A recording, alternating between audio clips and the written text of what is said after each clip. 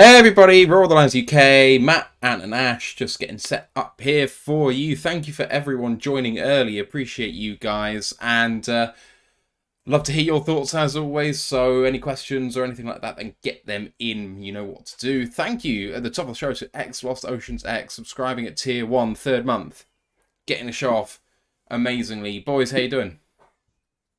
Doing good. Bit stressed out from watching the cricket, but same time, it's how we live. Yeah. Um, yeah. I started listening to it earlier with the full intention of just listening in a little bit and then sort of fading out to do other things. And then I've ended up listening to it all day. And now it's like, I need tomorrow to come because I want to kick the Aussies' ass so bad. And, we're just there. It's so finely poised. Just trying to line up the bloomin' stream because it doesn't want to cooperate. Is that a Foster's shirt? Yes, it is. I thought so. I've seen that logo in forever. It's a shirt I got from watching England-Australia One Day International at Cardiff in 2014. It doesn't really fit me, but I'm not wearing it at Glastonbury, so I can wear it now, which is good. So the deal was sponsored by Foster's for the gig, and if you caught a 6 and it was shown on camera with you wearing the shirt that they were handing out, you won a free trip to Australia to watch the Ashes the next year or something. And I was in the third row, and the man straight in front of me in the front row won. He actually caught a 6 on camera with the shirt on. And I was like, fucking bastard, he could have just hit it a little bit further, couldn't you? That's a fun thing. That I'm pretty sure they started that in the Big Bash in Australia, didn't they? I think they started there, that sort of thing. So it's a crap. I love one day stuff though. Yeah. I know the 5-day stuff can be a bit boring unless it's the Ashes, but the one day stuff is so much fun. Hey to Lisa Di Lorenzo in the chat. Hope you're well. I don't know whether the people will only listen to a podcast. I want to start with a story on the recorded part of the show. So I need to remember to actually do that. We've got a name. Anything else we want to discuss off recorded? No, I don't think so. Or just maybe for you to backtrack on your comments about Milan Baros playing for a superior club in the noughties on Discord the other day. I'm sorry, are you talking about Champions League winner Milan Baros? You started in a Champions League final, Milan Baros. You won one trophy in 10 years. That doesn't make them superior to Villa. I mean, we won an FA Cup in that time. We won a League Cup in that time. I'm sorry, how many trophies did Villa win with Baros there? And I'm sure it might be one. It probably isn't one. No. It's so he don't be mean to Ash. No, it's fair. It's fine because he even said, because I remember it when you remember Daniel Sturridge when he was getting flirted with by the big clubs when he was at Liverpool. Baros came out and said, "Don't do it. Don't move away. I regret doing it." So Baros actually hated playing for Villa as much as I loved him and Angel up front when I was growing up. He hated being at Villa. I never knew why they sold him. What, Liverpool? Yeah. It's the same reason why people don't rate Heskey. It's doing the dirty work so that everyone else can look good. And I mentioned Heskey. Everyone forgets he scored 24 goals in his first season for Liverpool, and he was prolific at Leicester beforehand. Like, he was a bit of an oaf towards the end of his career, but he still laid on the assists. He was an absolute beast. I love Emile Heskey. And he was disrespected for England as well. Massively so. He's probably one of the most disrespected players ever. It's usually those big guys who do all that sort of lumpy work that just don't get appreciation whatsoever. But Right, let's get this party started, shall we? Yeah. Recording in progress. Welcome to another edition of the Roar the Lines UK podcast, episode 202. Saw good in the 313. My name's Matthew Turner alongside Anthony Fitzpatrick and Ashley Soden. How are you doing, boys? Doing good. Yeah, we're not doing bad. Nerves have been shredded by the cricket today, so hopefully we've calmed down a little bit now. That's finished. I only finished 20 minutes ago, so still feeling the effects of that. we're on the come down, shall we say, from the cricket high, which, you know, cricket is growing, I understand, in America, but not quite. They have a team now. They're making haven't. They've got a T20 league opening up next year, and got one of the ex-England pros. He married an American. He's got American citizenship. Yeah, he plays for the American side now. Oh, cool. So it is a growing thing over there. So yeah, it's like a lot of countries. You can build a good team through the sort of diaspora that live there. You know, there are lots of people from countries who do play cricket religiously who play there, and you can play for you. So, yeah. Anyway, we are going to be today cracking on with some news. We're going to dig into the final press conferences from the last batch of OTAs. It actually happened 7 days ago, but it didn't happen in time for us to go through that. So we're going to be looking at all of the position coaches on the offensive and defensive side of the ball. And then we're going to be reviewing the class of 2021 for the Detroit Lions. Obviously, that's Penei Sewell's class, hence the name. But there's Levi, Aleem, Ifatu, Amon-Ra, Derek, and Jermar Jefferson. And again, I'll be laying down the gauntlet to the boys in terms of, according to the approximate value metric, AV, on Pro Football Reference, where did the Lions come? How did they do so far in terms of the value that's been added to this team? And if you're interested in the chat, get a guess in. How do we do out of 32 so far in the career to date? Right, a little bit of preamble first. Discord channel is doing amazing stuff in the off season, just building a really positive community of people. And if you want to be a part of that, links are in the live chats right now, so come and join us. College Football Podcast, and it's coming. Yeah, Wednesday. Wednesday! I'm going to commit to a day. I know it said it a few weeks ago, but I kind of realised I still needed a little bit of a break. So, no, providing Ryan's all right to do it, it'll be back on Wednesday. I've got everything done. I've just rejigged around how I'm going to do it. So, yeah, should be good fun. Come join us. Go talk conferences, CUSA this week. Please don't forget to like the show, sub to the podcast, all that good stuff. You know how much every single person really, really helps us out with that. You know, with only 1,000 or so subscriptions, an extra one is a substantial amount. So thank you to everyone who has, and thank you to everyone that will.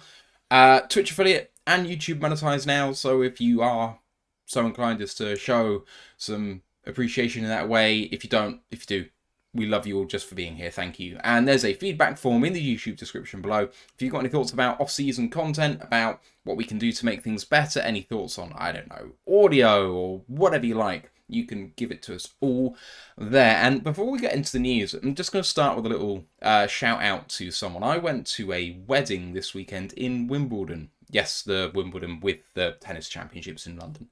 One of my best mates from school. And he actually went to Harvard to do his degree. He had a free ride because he was a tennis scholar. He was the #1 player at Harvard during his college career.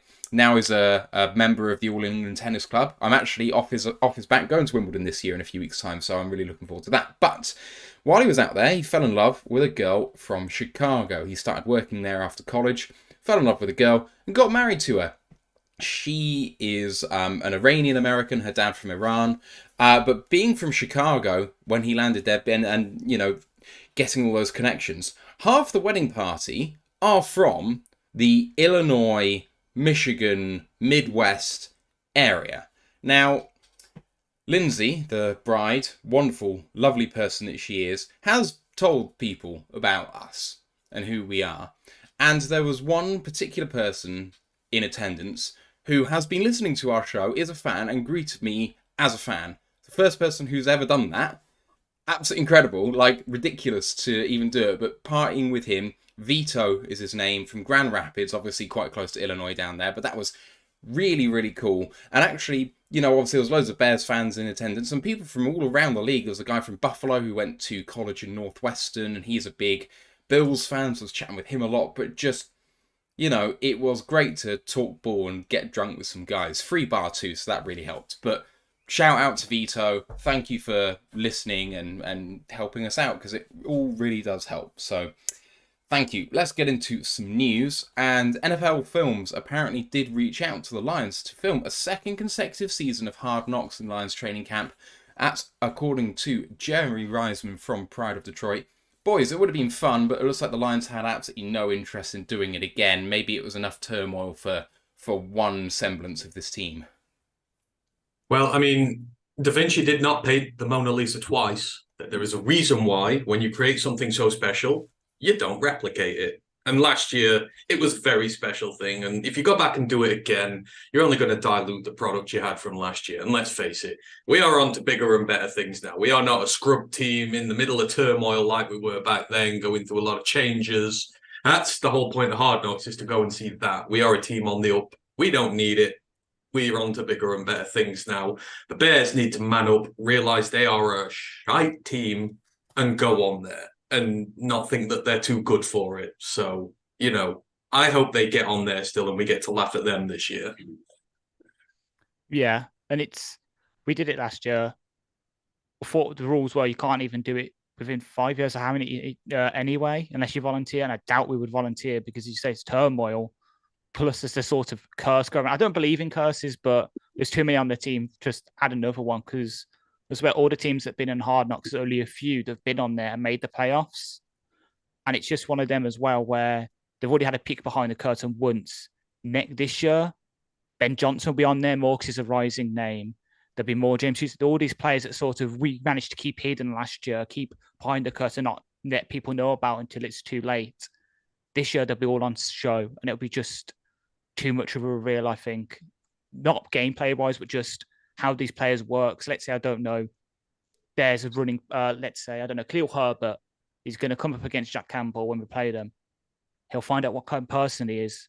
He'll know what to say to wind him up, kind of thing. It's just too much of a potential reveal, perhaps, just for us to risk it again this year. Next bit of news, Tracy Walker medically cleared for full activity in training camp. That's according to a piece on LionsWire by Jeff Friston. It was all over his Instagram, boys, and we kind of knew it was trending that way, but we knew, according to his presser, he had one visit with his doctor left. Clearly, he's been cleared, and that's massive news for that room. He's the leader in the clubhouse when it comes to the safety room. He's been the joker when it's come to press conferences, interrupting people and just having a laugh, but you hear actually later on from Brian Duker, the safety coach, how big of a guy he is in that room, and it's great that was this far out from camp and he's ready to go, boys. Yeah, I think it just shows how far this team has got. I'm not saying that how good or bad a team is depends on how quick a player gets back from injury, but it seems like from the second he got hurt, and with how the team played at the end of last year and he wasn't able to be involved for that, it just feels like it's given him an extra motivation to really come back, because we all questioned, like, is he really going to come back so soon? You know, you can say all this news is there and that, but I'll believe it when I see it. But now it's like, well, actually, we can see it now. He has really come back from this quick, and, you know, he's going to be part of a very, very talented secondary next year. So I don't know, it just feels good to have him back so quick. And again, it's just like players really want to play, so they are going to push themselves to get back from injury, get healthy, because they want to play here. So for me, that's just like a really nice, refreshing change. So, you know, he's got all off season now, which, you know, he's got training camp coming. It's got the preseason. That's great. Hopefully he will be as close to 100% as can be from an injury like that come, you know, the start of the season. And that's critical because he's really one of the only few players who got injured. So we're heading in as healthy as we can be. And he's one of the players that deserves most to be on that field, enjoying success. Remember, drafted by the Patricia era, went through all of it, played well for them, but just went through it. And now we're sort of on the rise. We are getting to the cusp of being a really good team. So he deserves to be on the field, leading us, making those tackles, making those plays, and getting the recognition he deserves. Because I think he's underrated by the rest of the league. He's always leading us in the tackle numbers, gets quite a few good pass breakups, sacks, run stops, all these, but not many people outside of the Lions sort of arena know about him. So this could be a real year where he could put his stamp out there on the league, make his name as a top 15, 20, maybe even 10, maybe if things go our way, kind of safety, and really make his name. And I mean, you know, it's a thing for a dad to want to play football with his son. And in Tracy Walker's case, Jordan Love's taking the starting role last year. Jordan Love's last pass in the NFL, an interception throw to Tracy Walker, which lost them the game against us 2 years ago. I still love that stat that both Aaron Rodgers and Jordan Love, their last passes of their Green Bay Packers careers today, or against those game-sealing interceptions to our safeties. That's got to be one of my favorite stats until that gets broken. But yeah, we need Tracy back just to pick off Jordan a few times, because that's early in the year. Maybe we can cement it with Love getting benched after doing exactly that in this season, and that'll be the end of his career too. Who knows? Final bit of news is that the Lions have promoted Brian Hudspeth to the Director of College Scouting role, replacing Dave Sears, who moved to be the Assistant General Manager of the Cardinals. Let's move it on to the press conferences from OTAs and just talk about OTAs briefly. The final day of it was Monday last week. Came a bit too late for us to discuss it in any detail, so just briefly going over this. Pride of Detroit obviously broke it down. As they always do, vets are allowed to go home at this point. First and second year guys allowed to stay. Mandated to stay. Vets hung around, notably Kelly Raymond, Emmanuel Mosley, Michael Bantry, Trinity Benson, all there when they didn't need to be, showing good commitment. One thing that was really notable was that James Houston was taking significant off-ball reps, and we'll talk about that more later. Hooker as well. The other notable thing from this, obviously, because there's only like 30 guys there, or 35 guys there, was that Hendon Hooker was the first out on the practice field by almost an hour compared to everyone else, just getting in there, getting reps in, throwing the ball. He hasn't had a lot of that in this, obviously, because he's been injured. So trying to get that practice in, his commitment to what he needs to do to get out there is super impressive and almost expected by given what we've heard about his character. But the fact that he's going out there and doing it is, something else, because it's one thing to say it, you got to walk the walk too. Jeremy Reisman also won the media skills competition. Eric Schlitt, also Pride of Detroit, and Justin Rogers tied for second, just a point behind. There's a great video on the YouTube channel of the Detroit Lions with Danny Rogers showing you all what happened and what some of the skills might have been. I'm not employing her boys as a place kicker anytime soon, I have to say. Although the throwing wasn't too bad from Danny, I was quite impressed. Yeah. Get her in front of Sudfeld. I'll take that. To say, I bet Jerry must have been over the moon with his catch for I think it was the punt return, wasn't it? The famous photo now. It was an absolute peach, wasn't it? Yeah. Oh dear. Right, let's get into the presses. Starting on offense, moving to defense as they were on camera. Starting off with the tight ends coach, Steve Hayden. He said about the best way to get Laporta in, it's trial by fire. Just need to throw him out there and see what sticks. See his instincts. We're pleasantly surprised with him so far. He's right where he needs to be, having to learn everything to do with the blocking as well as the receiving side of things. It's difficult, but at the end of the day, you learn best by just doing. So they're getting him out there and seeing what happens, really. On Ben Johnson, he said, there's no grey areas to what he does. The installing and the teaching has been great, and it's been fun for me to watch that and learn and see him work. And you get the impression that he's not really seen anyone like that before. It seemed like a really genuine comment about someone who obviously may not be here in 12 months' time if it goes really, really well. I'll do another one because that was pretty short. I'm just trying to give you the best cliff notes I can, because some of the answers and some of the questions are a bit of something or nothing, as you guys are all aware. Moving on to the quarterbacks coach, Mark Brunell. He said on Nate Sudfeld, Nate's grown a lot this off-season. He's a hard worker and he's done very well for us. He does a fantastic job prepping Jared for the games, working together. He said, it doesn't always happen in quarterback rooms. I've been part of quarterback rooms where that hasn't been the case. And the fact that Nate's desperate to get out there and play, but that he's willing to work as hard as he possibly can for the benefit of the team, for Jared, and the chemistry there is really good, that he's been really impressive, but that actually his play on the field has been much improved on this offseason compared to when he came in last year. On Goff, Brunell said he's continuing to be smart with the football, and him just being more consistent is the best way to improve. They've been working on making the most of the opportunities that he's given, which obviously includes taking the big play, but actually identifying when taking a quick check down where there's plenty of room and taking advantage of that yak, and taking great check downs with space is the smart thing to do quite often, and being smart wins football games. He said this spring for Goff was much tougher with a better DB room facing him. And on hooker, he said, it's very clear he's putting in all of the work mentally because of the injury that he's been having, obviously, earlier on through this process. He said, we test them, we throw stuff at them, and the work that he's done shines through mentally. He's doing everything we ask of him. Boys, tight ends, quarterbacks, thoughts on those comments? To sort of go back to the Hayden's comment about Ben Johnson, kind of makes sense, as you said, because he hasn't really seen it because he was in Cleveland in those years where they had some good offense. Baker's first rookie year, but offense wasn't really that great. And then obviously Arizona, where they had half a season of great explosive offense, and then they just collapsed to absolute nothingness. So it might be nice for him to actually work with someone that's actually competent as an OC and probably obviously gets him as well, being a sort of former tight end coach, quarterback as well, sort of understands that position, understands what needs to happen, and can probably communicate the best to him.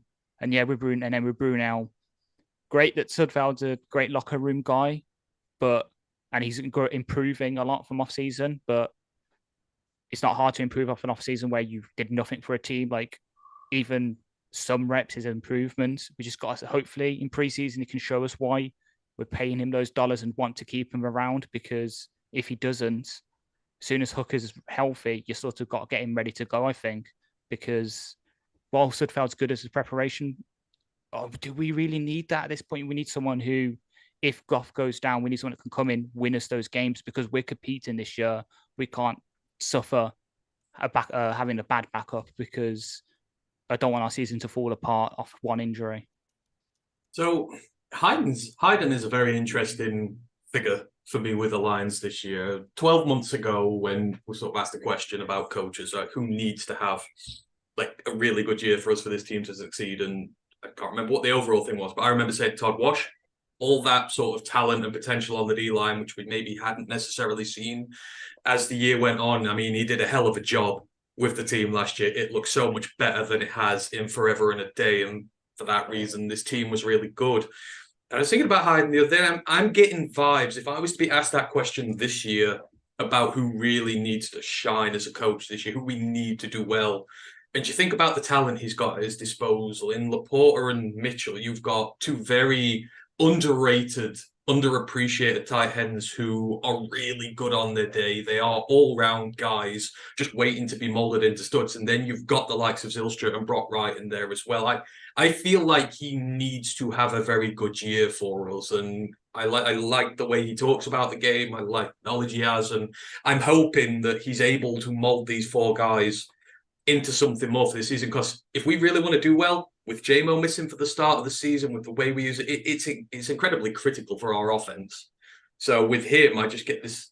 I really want him to do well for us this year. I think he's one of the most important coaches, and if he nails this job, this team got to be damn good. So, interesting what I've heard from him so far, and hopefully he does well with the quarterbacks.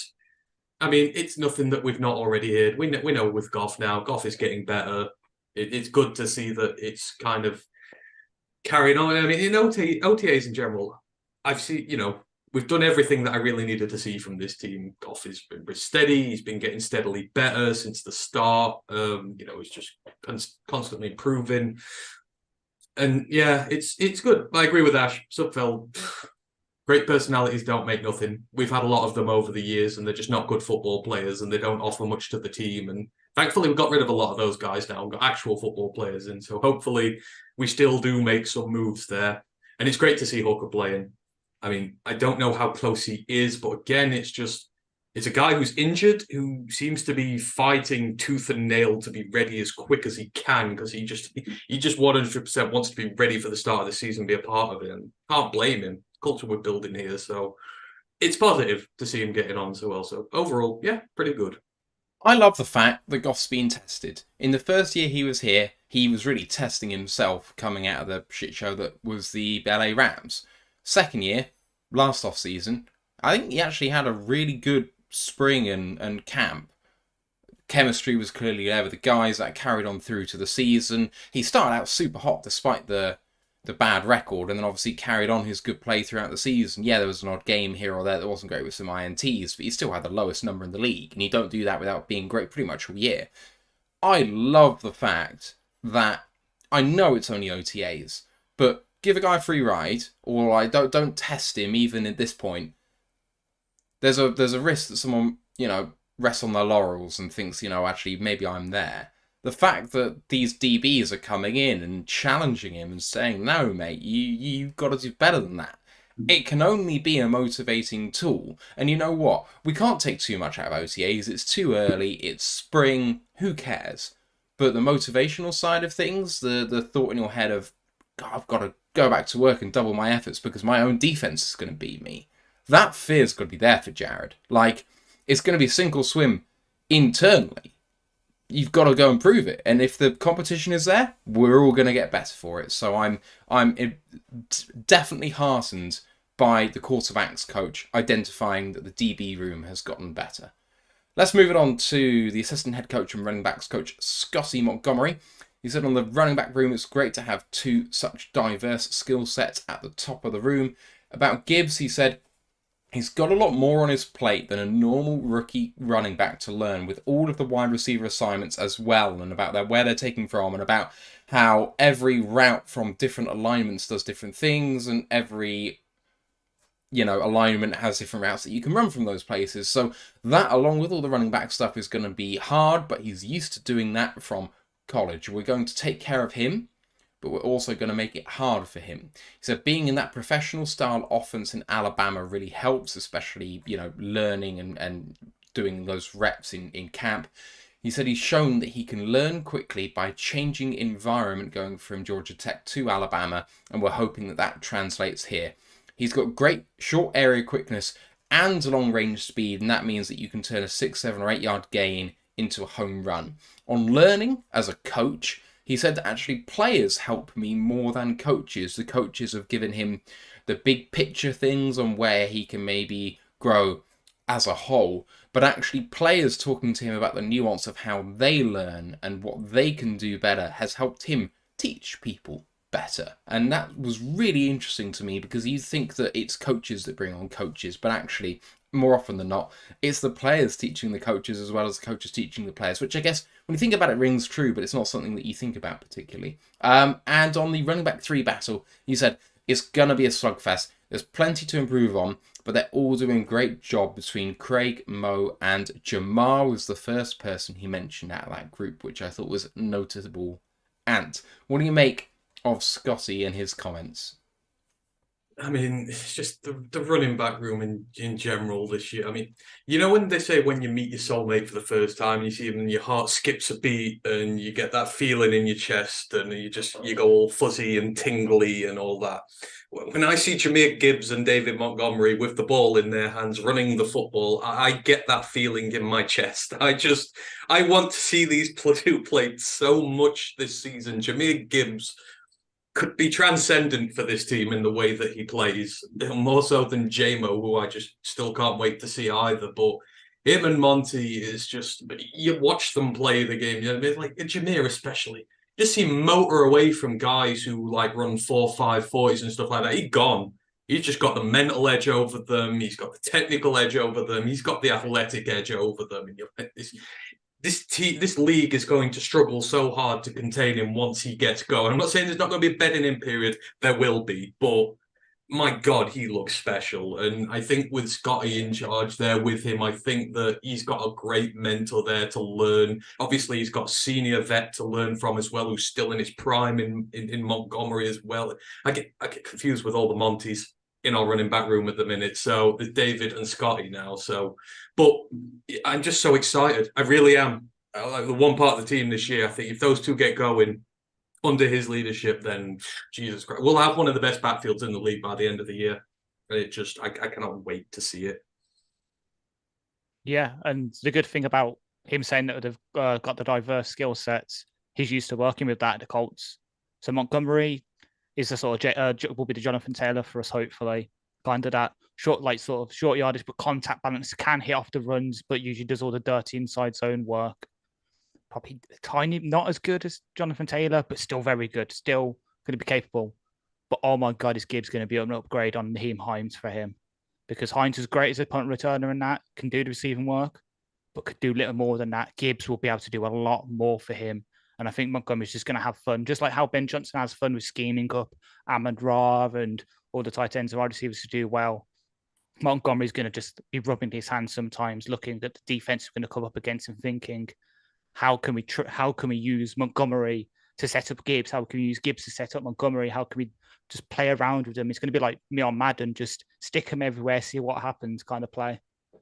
And I mean, you hear them talk about the RB3 battle, and you're just like, you feel blessed for the depth here. I remember just a few short years ago when we were dragging in Adrian Peterson's 90-year-old ass and his Zimmer frame as our running back one, whilst he used to run into the back of our own lineman.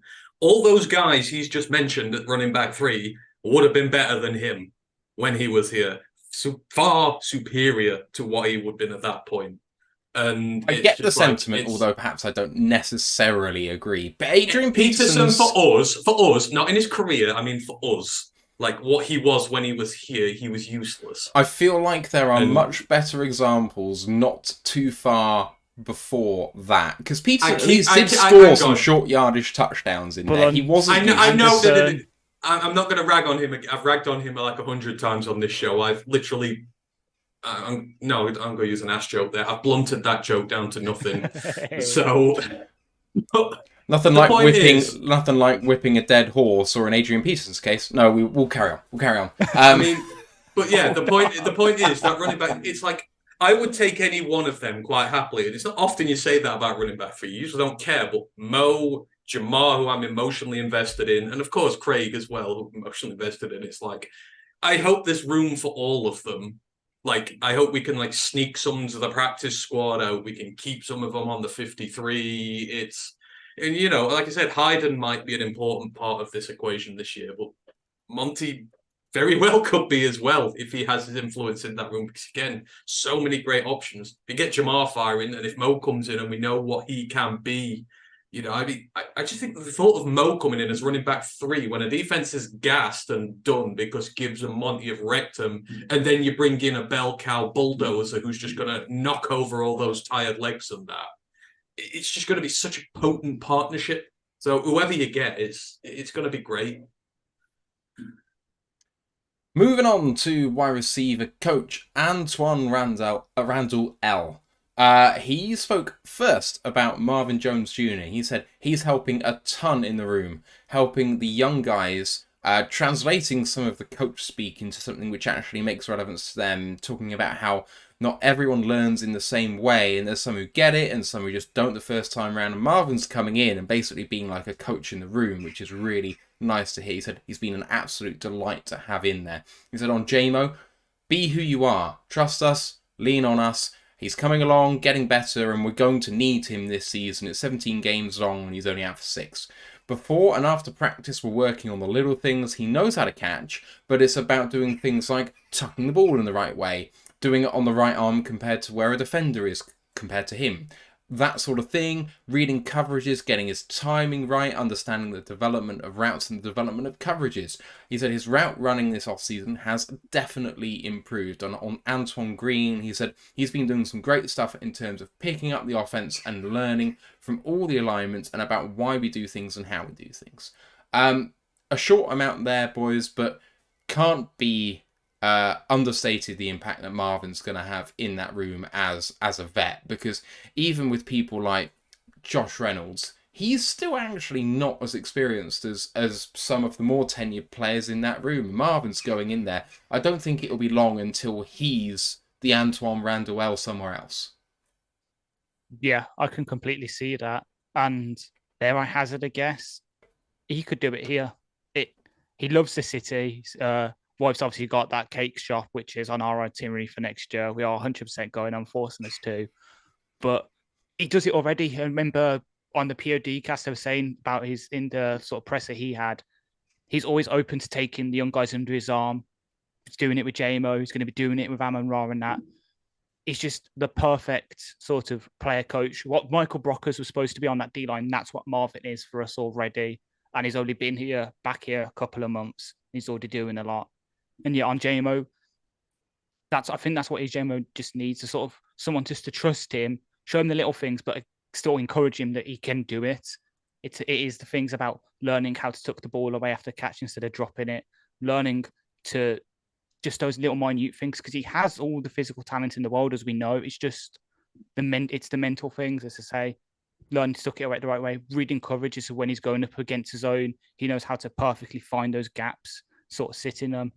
And then on Anton Green, hopefully, for something we shouldn't really be saying about a 7th-round rookie, considering how deep our talent is, but hopefully he can make it as like our wide receiver 5-6, do the things on the special teams, and then be that sort of field stretcher with JMO, with Marvin, with Reynolds, because that'll just make our offense that little bit better. And that's what we want. We want those young talents to come in, learn. So when Marvin goes, when Josh Reynolds goes, we can just reload, bring him up, and then still have that top 5-10 offense.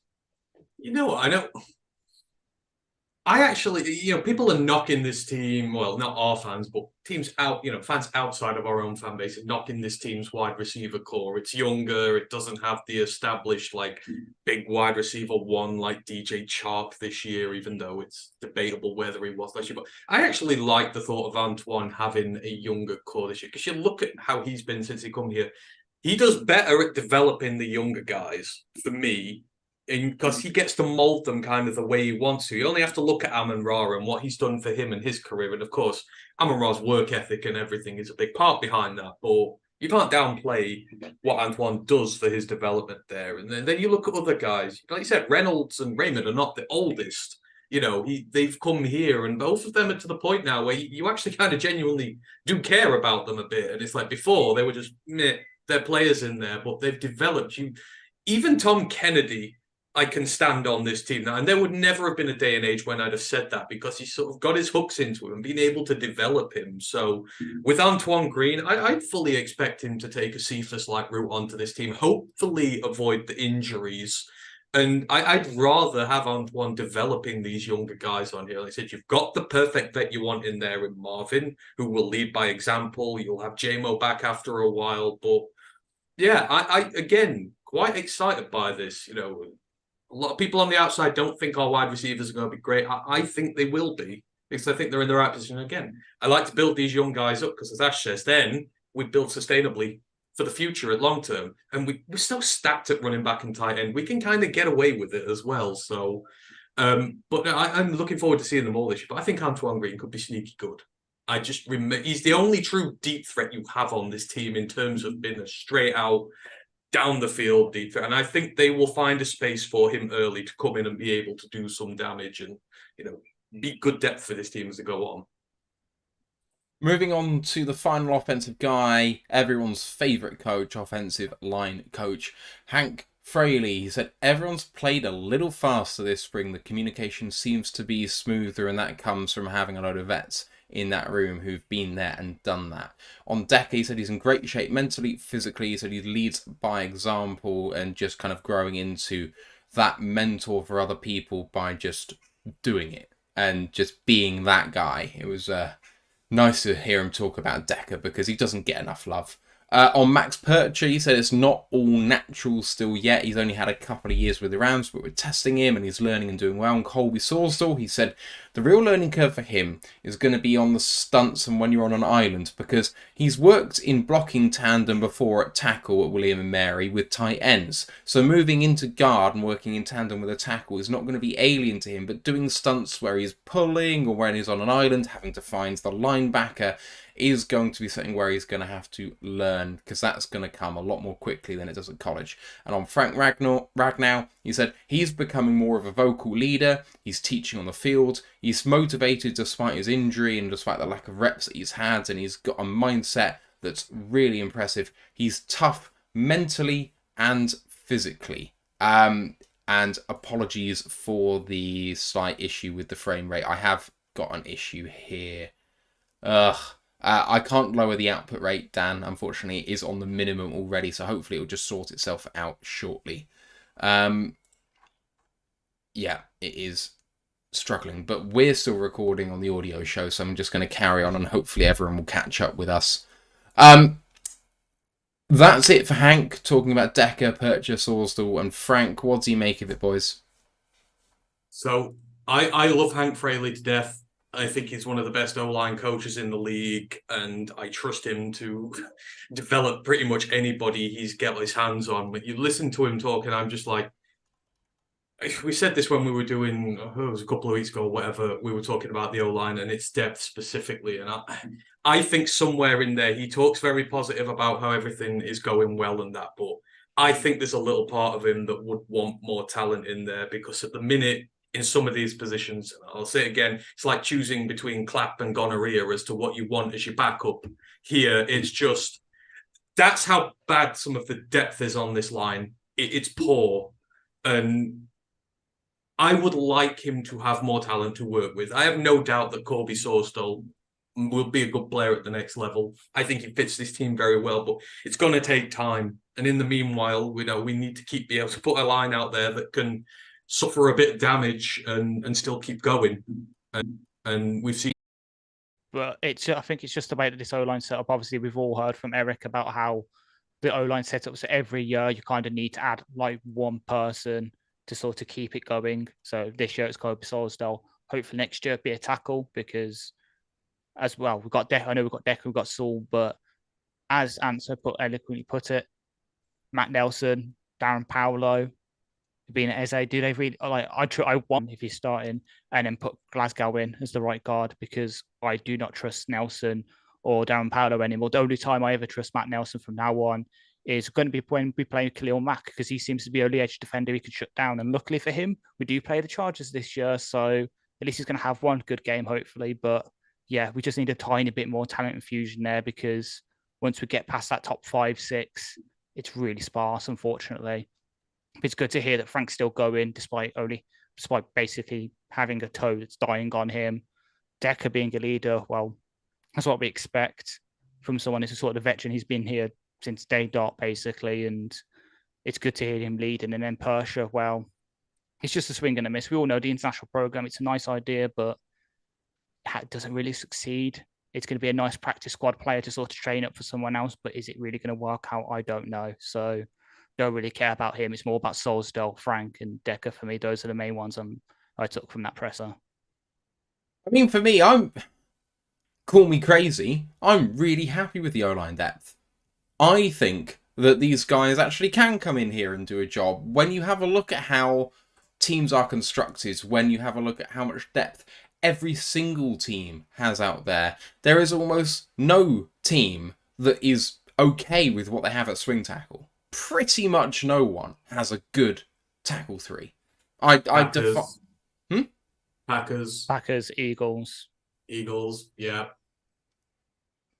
Okay, so you've got 2 examples. Congratulations, but there are that we've literally just thought off the top of our head. There, you can't go through all 30. You can't go through all 31 teams at once and go and know all their offensive. I mean, believe me, with the off season that we have, we absolutely can do that later on in this off season. Oh yeah, we can. But I can't name you their. That's a draft from 2 years ago. That's not their starting lineup right now. But I bet I could wager there are a good few teams out there who can bring in better swing tackles or better options than Darren Paolo and Matt Nelson. In fact, I would be surprised if there were that many teams. But that's what we did. We got in Jermaine Ifedi.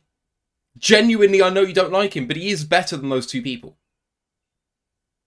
I'm just saying that if you have a look at how much other teams struggle with backup offensive line, it's because there's not 32 quality starters at each position. Starters, never mind backups. So when you have a look at backups, you're saying, we need to limit the mistakes as much as humanly possible. We need someone who can come in and do a job, and we don't have to say to them, we don't have to teach them the world. They can come and fit in, they understand the verbiage, they're going to slot in, and they'll make a mistake or 2, but it's not going to be as big a drop-off as it has been. And I think that they've done a really good job upgrading from last year, where we heard it was almost a historic disaster in camp with the second offensive line, to now me having a look at what the second offensive line is and thinking that actually might be better than some starting offensive lines in the league.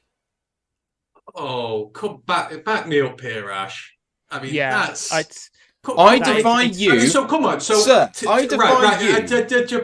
So Terrell Crosby is an example of what a good backup offensive lineman is in this league, and I know I purchased him as a starter for years, and I think he did. You have that ability to come in and at least play a few games as a starter and be decent. None of those guys on there, Nelson, Paolo, all these lot, are not fit to lace his boots. That is a drop-off. A big drop-off. That is my... I don't want 12 world beaters. I'm not asking for 12 world beaters here. I'm asking for guys, and they are out there, who can come in and can be serviceable backups for you. You see how the Packers do it. The Packers have a lot of guys, they value versatility, so you can slot them in over the line. So you can back. They got down to Aaron Nyman, who was the third string left tackle, and he looked NFL level. It can be done. We have not invested the resources to do it properly. We haven't. And we need to get better at it. Now, that is not me rubbishing the young guys on there like Sorsdale. That's fine. But I ain't going to expect him to come in and blow the league away right away. He is not. You need guys in there who can do it otherwise. And Afidi, he's been cut by two of the worst teams in the league in terms of offensive lines. I know it's PFF grades say different, but the Chicago Bears didn't want him. The Falcons didn't want him. And they have been struggling for linemen for years. And he is gone. He's not going to come in here and be a world beater. I just think they need to be a little bit more concerned and put a little bit more effort into making the depth better, because for me, it is just really the same as we've ran it in recent years, a lot of these guys. On the problems with the stream, apologies if you are watching live, and hopefully you are getting as many of the words as possible. Dan Pask has made a very good suggestion that the England's game is on at the moment. So that historically has been attributed to lots of internet problems in this country in the past because of electrical surges to do with putting on the kettle, which is really frustrating. So it could be that. It could just be me having an awful internet connection, but I've just done a speed test and I'm absolutely fine. So I have no idea what it is. Apologies. Hope you stick with us through the problems. Let's crack it on with the defensive side of the ball. And we're kicking it off with the cornerbacks coach, Dre Bly. And every time I listen to this guy, I can't help but get hyped. He's an absolute beast. He said, we're excited to be bringing in experienced and impactful guys in the room. Vocal guys, experienced guys. E-Man and Cam have been here every day. Said very professional. Out here getting early work in and doing that, being the first guys on the field, it's instant credibility. And so it's a great example for the younger players. On Jerry Jacobs, he said, Jerry is a dog. He loves to fight. He loves to compete. He's like a sponge, and we're really excited to have him here. Building the relationships, he said, back there is key in terms of the cornerback and the DB room generally. He said, we are one as a group. We all win and lose together. And getting the relationships back there personally, understanding how everyone communicates on and off the field is only going to help them. And the guys know that that's a real key. And he said that Kirby Joseph reminds him of himself. A loud guy, playmaker. The range he has back there is amazing, and how kind of much of a leader he already is, and how much of a kind of jokey, fun guy is infectious among the team. He said, I love the energy that he brings. Boys, I know that Kirby isn't a cornerback, but Dre's comments about him just speak to what a guy he is. The comments about Jerry and E-Man and Cam are really interesting too. It looks like that room has taken a massive stride in terms of how it approaches the off season and just playing in general, and that the confidence is only growing. It's not that. It's finally got the balance that you want. I mean, the problem with the defense over the last few years is it's not had enough high-level veteran players in there, and the secondary specifically has really suffered for that. I mean, last year we were starting Jeff Tracy, but then you've got Kirby in there, you're trying to play Iffy there, then you've got a load of young guys on the practice squad fringes you're trying to play, and the same at corner, you've got Jerry in there, Akuda was still relevant. You had all these young faces in there, and you didn't really have the guy who was going to stand up, be the leader outside of Tracy. Whereas now, you've got all these new additions. You've got Gardner Johnson in there. You've got Cam Sutton in there. You've got Emmanuel Mosley in there. But you are pairing them with all these young guys like Jerry, like Kirby, who've really had a trial by fire here. But because of that, they've got these really great attitudes where they're like, yeah, you know, you want our spots, you want in on this team, we're going to make you fight for it. So you've got these really good leaders on secondary now, but you've got these young guys who are not going to relinquish their places. So for me, that is just a perfect balance where everyone's pushing one another, trying to make one another better. And it seems to be what Dre's seeing. You know, it's like these veterans coming in and like, oh, well, hang on.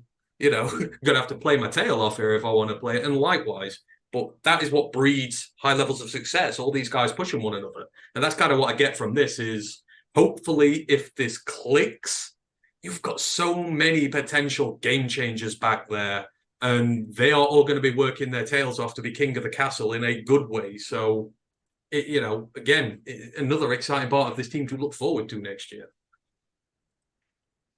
I completely agree. And trust me, when I heard Trey talk about Kirby, I was just, if you've ever seen Brooklyn Nine-Nine, I was Captain Holt when he shouts vindication, because for me, just that's another string in my bow, because as we all know, I'm a massive Kirby giant. If he's making that much of an impression of someone that's not even his position coach, it's close, but he gets to watch him, but it's not his position coach, and he went out of his way to mention him, just shows how much of a guy he is, how talented he is. I won't be surprised, given the way the secondary is going and that, at the end of this year, Kirby could be seen as a top 10 free safety. We could have our own sort of version of Jesse Bates on our hand. I know Bates was taken in the second round.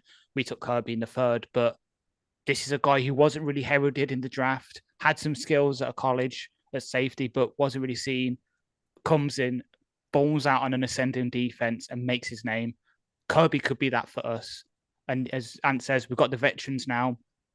Matt Mosley, even though he can't do that much, he's a bit behind on his ACL recovery compared to Tracy, but he's there at practice helping out. Cam Sutton's been the vocal leader we've asked for. You've got CJ being vocal as well, calling out communications and that.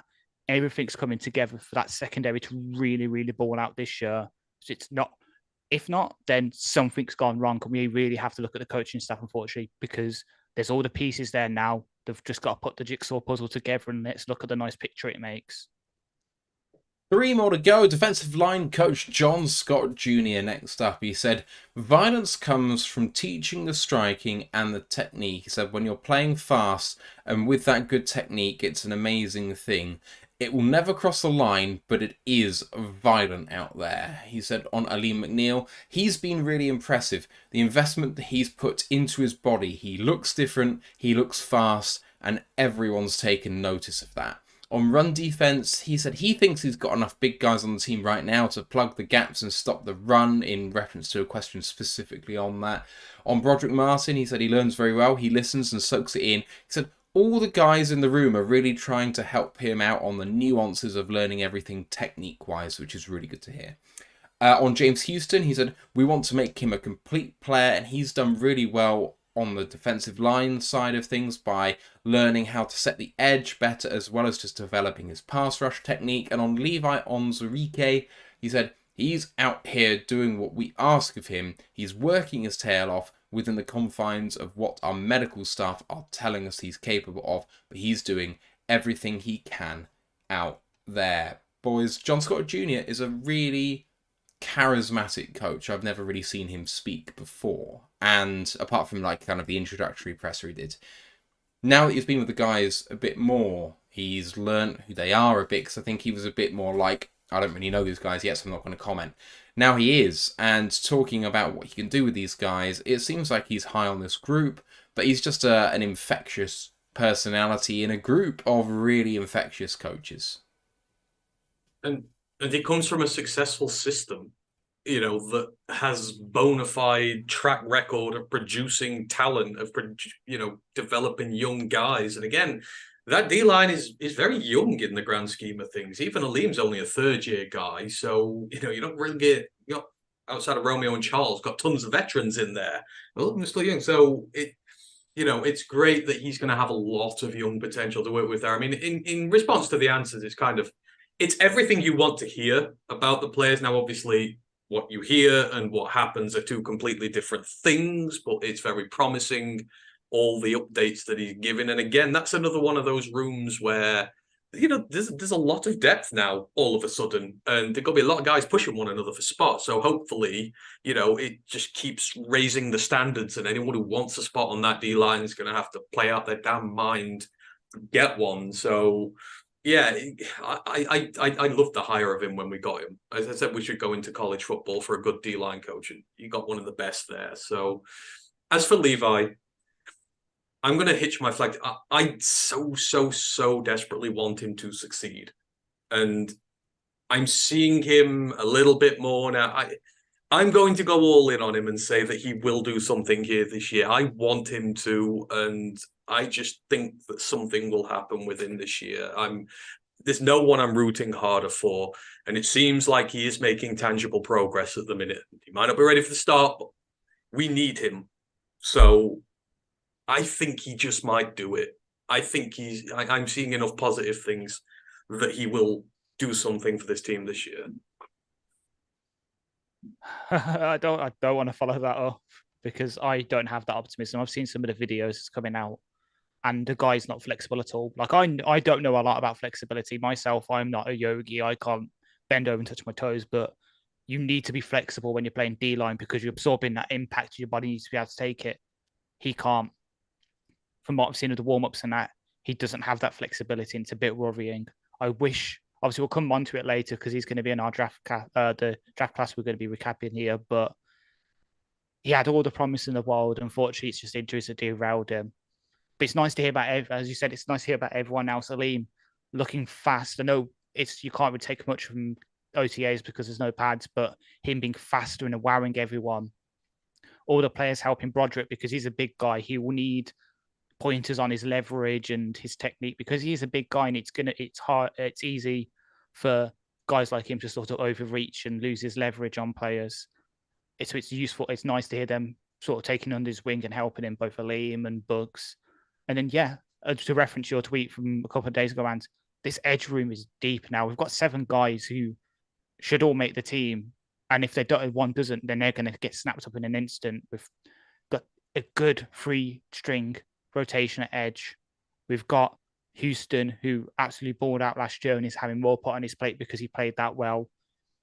We've got potentially Julian, who has done some things, has flashed. And if you can put it together, that's a really good outside linebacker as well. We've got all these players on the D-line who can do stuff. It'll take like the weight off the shoulders of the D tackles, because that's where we're probably weakest on this defense now, is those D tackles in terms of pass rush. But you could just slide Hutch in or Pascal or Kamish, and hopefully that will help things a bit. So it's going to be really good to see how this D-line can grow under Scott, because as you said earlier, they did well last year under Wash, the sort of veteran guy. And now we've got the sort of guy, this college, to sort of talk to those younger players, coach them up. Because again, as I said, with wide receivers, it's now time. We've got those vets. It's time to start drafting and getting the young guys in, coaching them up. So then when the veteran guys go get their bags next. In the edge room a couple of years ago, there was one guy, but I'm not going to mention his name because I don't want Matt to kick me off the stream. But you know what I mean, Ash. So the depth there now is just like, it's worlds apart from what it used to be. So you can say it. No, out of respect for you, I will not. Okay. Let's move it on. Let's talk about the person I've got the most notes about, because this is going to be a really interesting one. Linebacker coach, the man himself, Kelvin Shepherd. First thing I talk about is Dan's comments about him being a potential future head coach. He said it's humbling, but he said it doesn't surprise him that Dan is that sort of guy that would go out there and say that sort of thing, because that is who Dan is. And he said it's humbling, especially as someone he looks up to as a mentor, for him to say that about him. But he said, now I got to make him right. It gives me extra motivation. And he said, at the end of the day, the only reason I'm being regarded like this is because my guys are going out there and performing really well, and that he's nothing without them. So when he gets evaluations like that, he just goes and feeds it straight back to his players. And that must be really great for the people in his room. And then he gets the buy-in back from the players. So props to Dan and props to Kelvin for both those things. On James Houston, so second time he's being mentioned in two different positions, he said he's making strides. It's about time on task. He said everyone knows what he's capable of athletically, but it's about operating within the confines of the scheme and understanding the responsibility of the scheme and not just going out there and trying to hit the quarterback.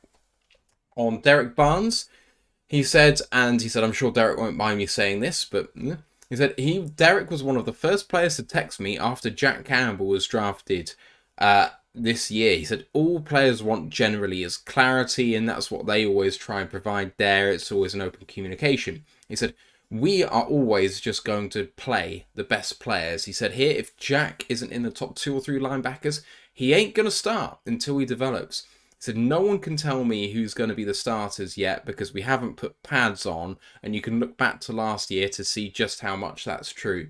On Derek specifically, he said, he's grown light years. He said he looks like a completely different player. He's a man now, and he's taking that next step as a leader. Identifying things that he's done specifically, he said he's helping out his teammates a lot more than he was before he was just trying to learn the position. He's got that down, and he's actually telling people what they're doing wrong. He said when he's lining D linemen up, if they're in the wrong alignment, and he's like, well, you should be in 9 technique, get over there.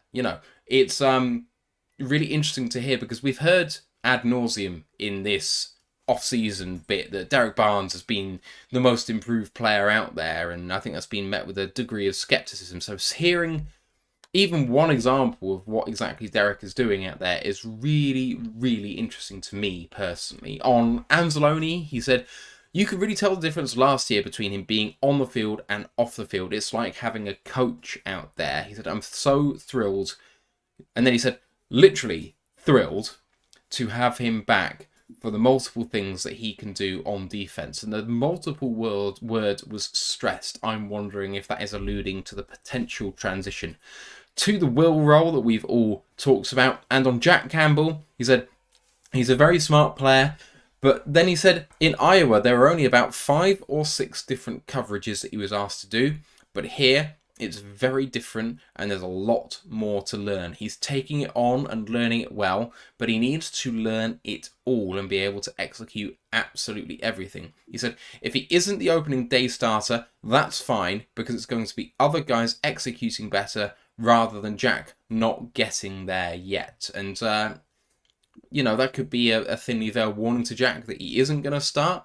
The more they talk about it, the more I think that maybe it will be Derek Barnes. I don't know, boys. Are you buying this on Derek? And, there's Kelvin about being a head coach and just what he's like, and Houston taking the off-ball reps. There's so much to talk about with this linebacker group. So, with Kelvin, a lot of coaches might be susceptible to hyperbole, saying things like that, but I saw Kelvin go into a room on Hard Knocks last year and tell his senior linebackers that a 6th-round rookie was about to take their job and that they should be ashamed of how they were playing. He says he's about as straight up a guy as you will find. He will tell you how it is. If you're struggling, you're struggling. He will tell you. If you're playing well, I fully trust his evaluation there that he's playing well. And if he says Derek is performing lights out, I mean, it's OTAs, but in that regard, I believe him because he never sugarcoats the truth away. It's the same with Jack. He's like with Jack, you might be starting.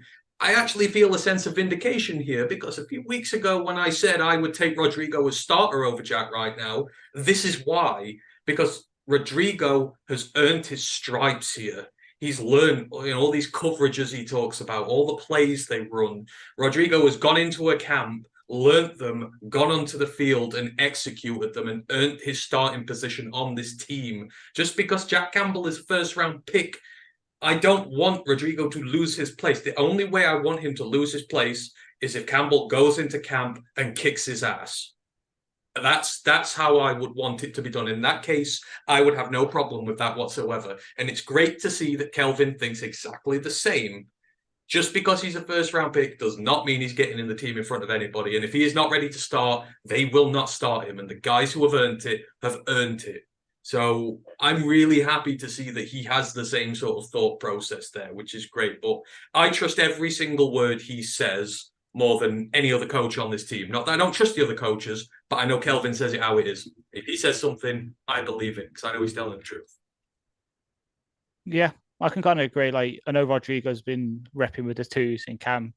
I think that's more because he pays the will and it's just how things are. He's just learning. I know he's going to stripes last year, but he's just learning a bit more. Perhaps he's taking a few mic snaps there as well. He's just earning his way up. That's how it is. But we've seen in respects to linebackers, it's just on seniority as well. So Julian's been repping ahead of Houston with the teams as well. So it's just about that. Rodrigo and Campbell will fight their way up. I have faith in it. And Barnes, yeah, he's taken that next step. It's his third year now off-ball linebacker because I know he transitioned his last year at Purdue, and this is his second year here. Third. So it's third. So he's coming to third. So he's fourth. So he's entering his fourth year like off-ball. Then it makes sense he's making that jump in terms of knowledge because coming in he was a bit raw. He showed the physical traits to be able to play off-ball, be able to put it all together. He was very much on that sort of Hassan Reddick path of edge rusher in college who has physical traits to play linebacker, gets shunted there by a team and it completely goes wrong, moves on, gets a cheap contract and absolutely balls out when the team puts it back at edge.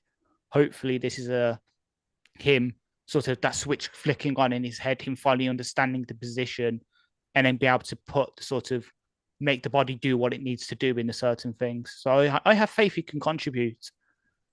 And as in the quote he said, and it also came out with my sneaky question on last week's POD mailbag question about special teams. This was partly why, because I wanted Eric and Jeremy to discuss linebackers because we now have 4 linebackers who can sort of start off ball and we'd kind of be happy with AA, Barnes, Rodrigo, and Campbell. So what does that mean for, say, Pittman, Jalen Reeve Maven, these sort of special teamers? Are we going to keep 3 special teams linebackers or are we going to have to transition more towards players who can come on and take meaningful snaps? So having 4 off-ball linebackers now, Barnes can still do stuff on special teams as well. Can't forget that he did it last year.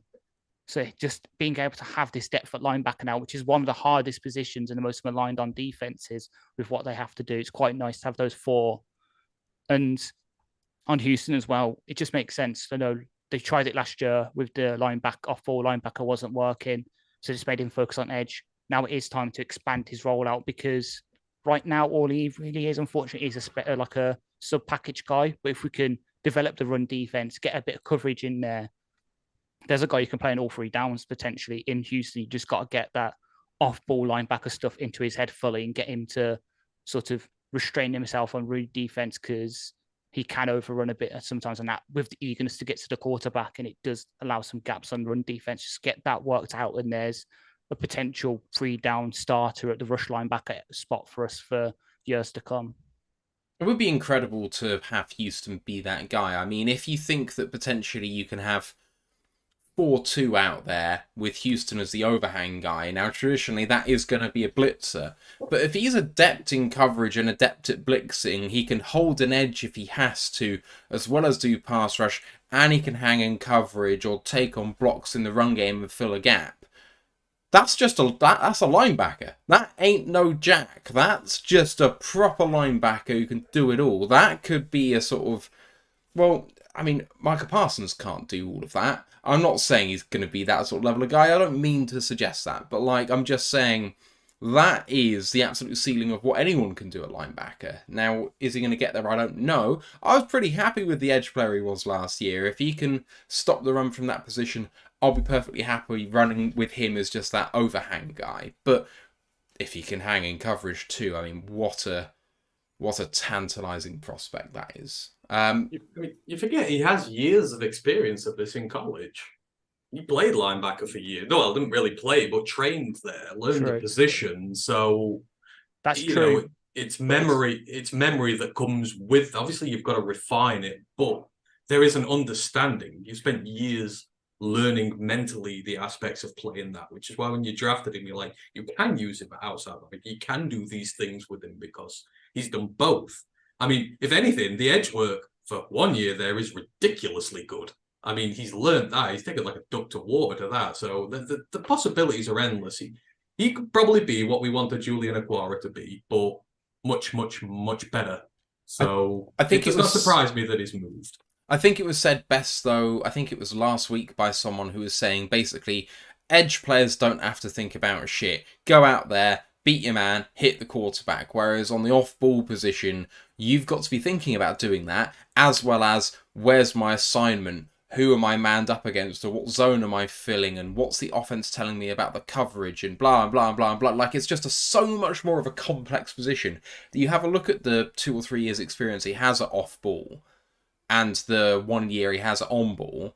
And it's like, well, with those physical gifts, yeah, like he's going to translate better at an on ball guy because honestly, he can let his physical upside just breathe, you know? But the thing that made me really worry about him being an off ball player is that he had experience learning there and didn't succeed.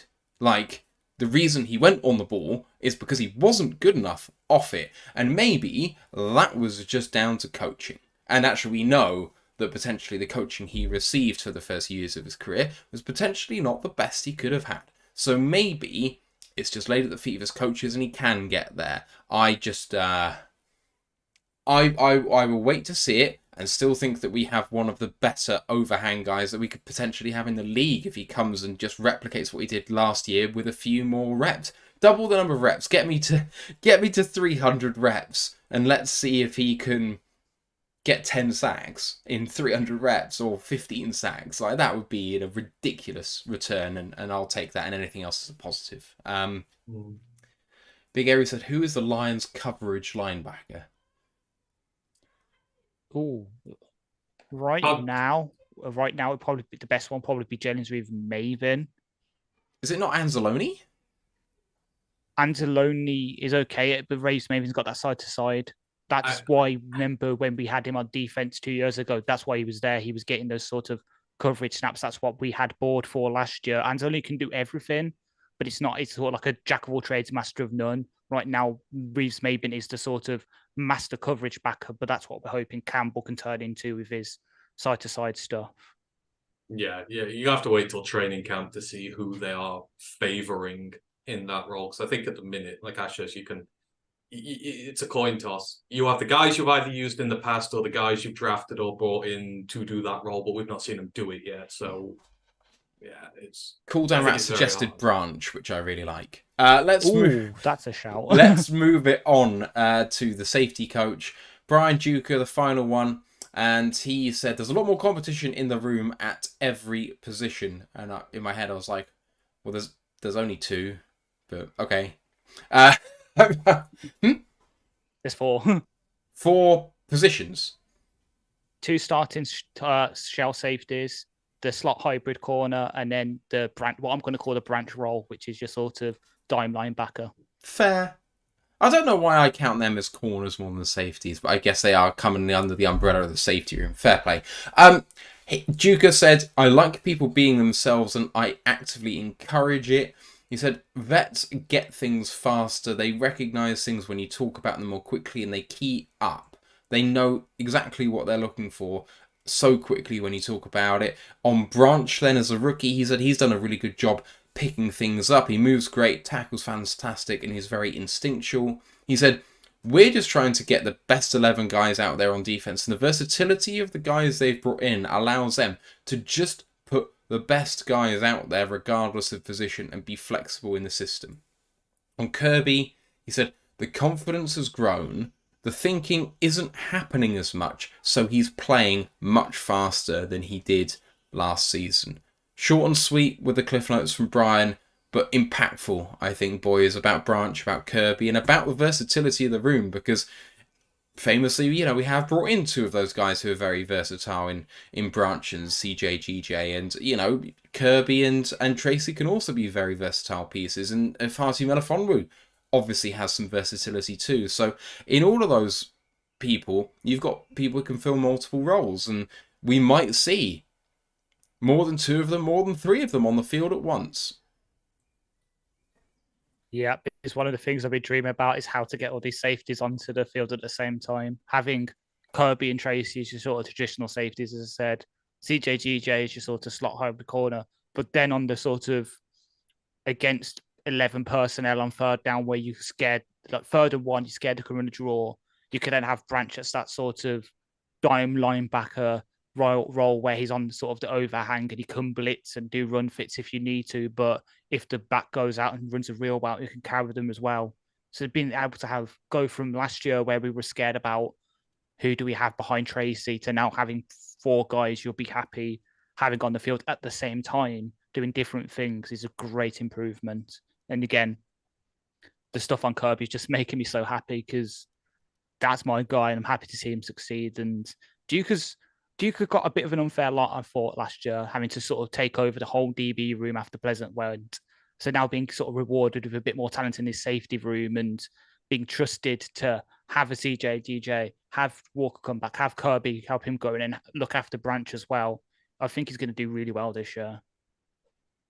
Yeah, when he said vets get it faster, he should have just said Chauncey gets it faster, because that's obviously who he's referring to.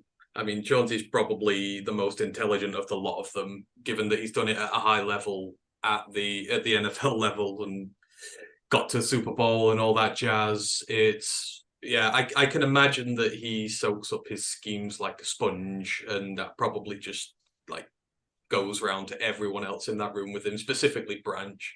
I mean, it's going to be crazy. That's why I loved getting Branch. It's always said before the draft, when we knew we had CJ, it's like, right, draft Branch as well. Don't have that one guy who can do it. Get 2 guys who can do it. Because then, as Ash says, when you're trying to scheme up like ways of getting them all on the field, well, what do you think an offensive coordinator is going to feel when he sees them both lining out there? They're like, oh, shit. Like, and then Kirby's lining up with them as well, and then Cam's on the pitch and Jerry's on there, and you're like, who do I try and throw on here? Because all these buggers can pick me, so I've no idea. So again, big year for him. Big year, like I said, they got the talent injection now. They don't have the excuse of it being a young room, which is developing it as this is a team that needs to start winning games now, and you have the right assets at your disposal to help this team win now. So you've got to go out there, back it up. You've had your hard year, now go out there and show us that it was worth it. Question which I'm not going to leave to the end. I'm going to bring in now from Mike Dutcher. Thanks for the question. Who says, could this team end up being the most versatile and unpredictable on both sides of the ball? There are a lot of guys that can play more than one position and one role. It's been a long time, boys, and the twat of a head coach, Matt Patricia, always talked about being multiple. I mean, this really kind of looks like in the execution of it to be his wet dream. Like, we could play all 4 of those safeties on the field at once with 2 high and 2 slot guys in those safeties. We could play only one of them and have all the cornerbacks in the room on there, because we've got another couple of cornerbacks who can play that nickel role, Cam Sutton notably, but also Jerry too. You know, on the offensive side of the ball, Sam Laporta could line up in line in the slot, or he could line up at X. God knows we need someone tall out there. Amon Ra can line up in the backfield, and Jahmyr Gibbs could line up in the slot. Like, I really feel this very passionately, that you don't know what you're going to get out here. On Twitch, someone said, can we just throw 2 linebackers out there and not care who nominally is the Mike and the Will? Because at the end of the day, between Jack and Anzalone, who gives a crap? Just call one the green dot and let them go out there and play. The offenses aren't going to know what's hit them with this defense, and likewise with defenses versus our offense, right? Yep, 100%. The difference between this competent regime now and the pencil pillock from before is that he talked about scheme versatility and then brought in and drafted players who were about as one-dimensional as you could get.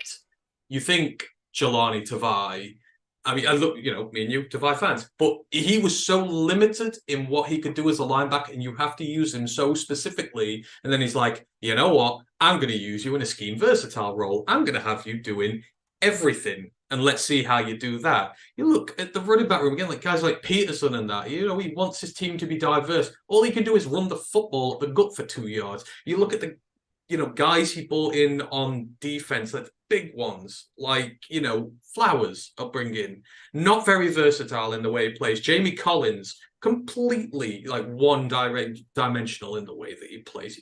He wanted scheme versatility, but would not draft players who could be scheme versatile.